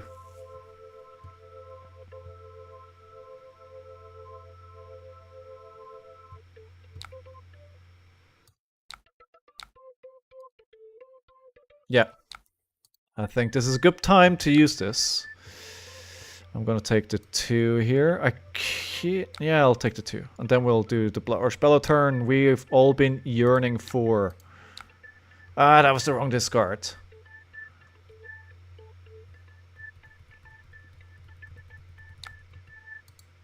Okay.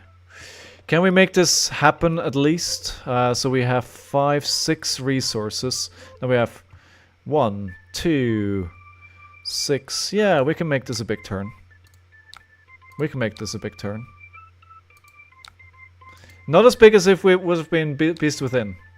Of course. They draw a card. Damn it.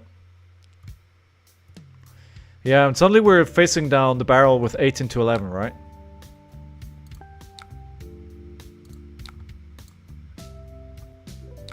I didn't like that I had to pitch another Blood Rush Bellow there.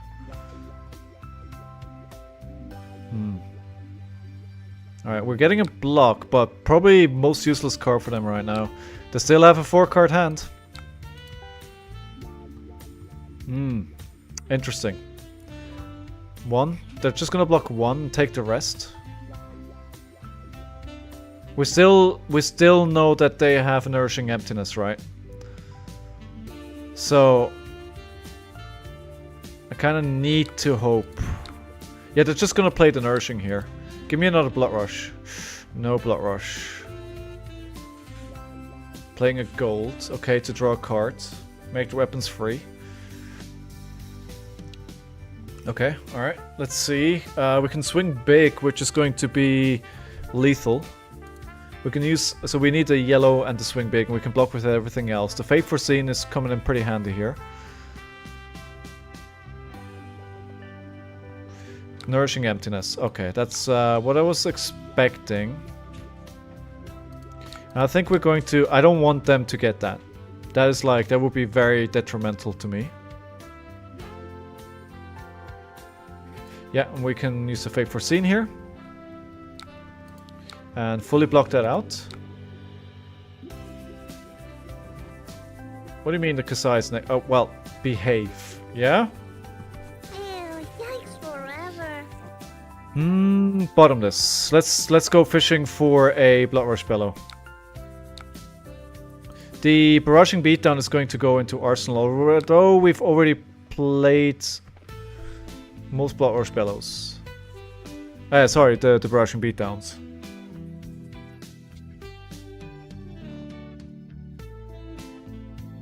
We could use Agile Wind-Up just to get the token, right?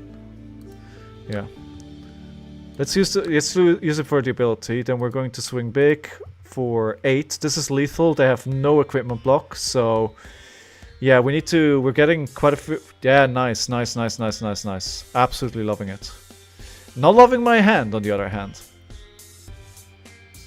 Not loving my hand. This is gonna be for 2. And that's it. We could use the sink here. Are they gonna attack again?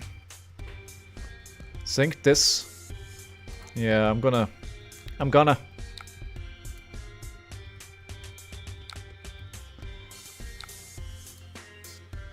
Oh, this I like more. This I like much more.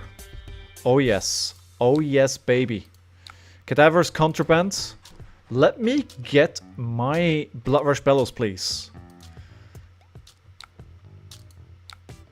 I mean, they're not gonna let me, right? But this needs a 2-card block.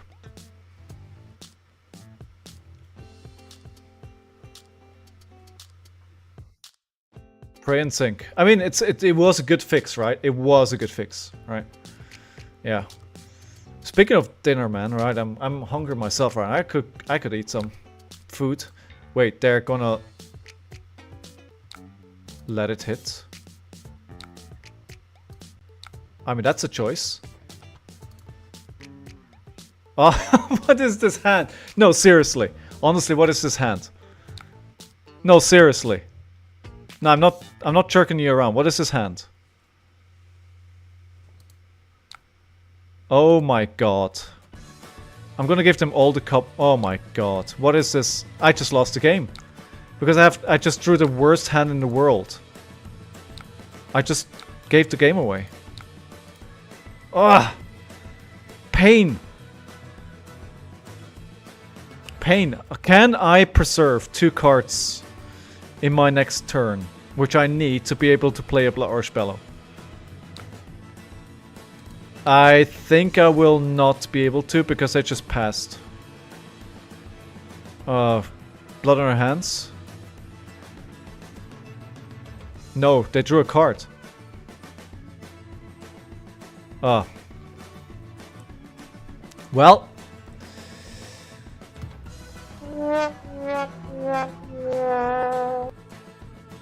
Yeah, that was terrible. That hand was like anything, like just 1/6. Just give me 1/6. And this doesn't happen. Just 1/6.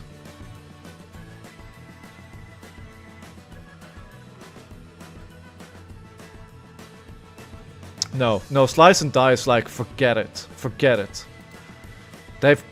Now they have to... Arrgh! Arrgh!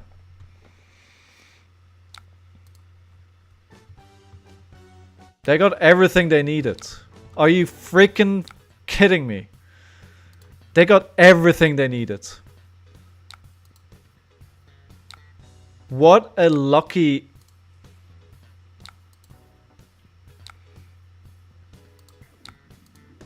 Well, GG. GG. Well, that hurts. That hurts. I almost had that one. I almost had it. I could feel it. It was so close. What was next hand, right? Yeah, then I have it, right? Why 3 cards that I can't use to Bloodrush Bellow? That is painful, painful, painful. Anyway, it is what it is, right? Some you lose, some you win. That's just how it goes. But I think it was a good first evening with the deck that I built myself. I'm not a deck builder, and I think it went comparatively well. We've won some games, and arguably the rate of mistakes that I made was quite low.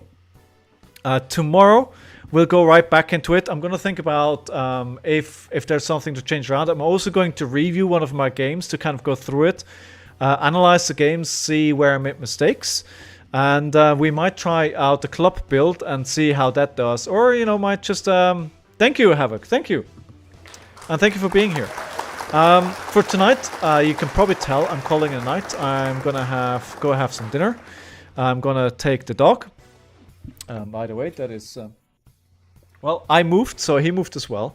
But thank you everyone for being here today. Appreciate it. A lot of viewers today. If you are new, you haven't subscribed or followed the channel yet, then please do so. That would definitely make my evening. Otherwise, I hope to see you again tomorrow. Back live at the same time, and hope to see you all. Until then, I hope you have all the best of luck in the world in your games. I hope you play really well, and may the dice god be in your favor. Hopefully tomorrow the other 2 emotes will be live, so we'll see that then. It is absolutely back and forth nail biter all the time, Amazon, right? And that's what I love about Flesh and Blood. I don't know much about Magic, but I know that if you don't get the lands out, or sometimes like that, you just sit there and you can't do anything. That's another thing about Flesh and Blood. That's not going to happen. Anyway, round of applause for all of you. Thank you all for being here. Really, really appreciate it. Actually, before we go, let me check if we can raid somebody. No, the only other streamer is French, so we're not going to be able to do that. I think that doesn't make any sense. In that case, love you all. I really appreciate you giving me your time. I hope to see you again, and I'll see you soon. Bye-bye!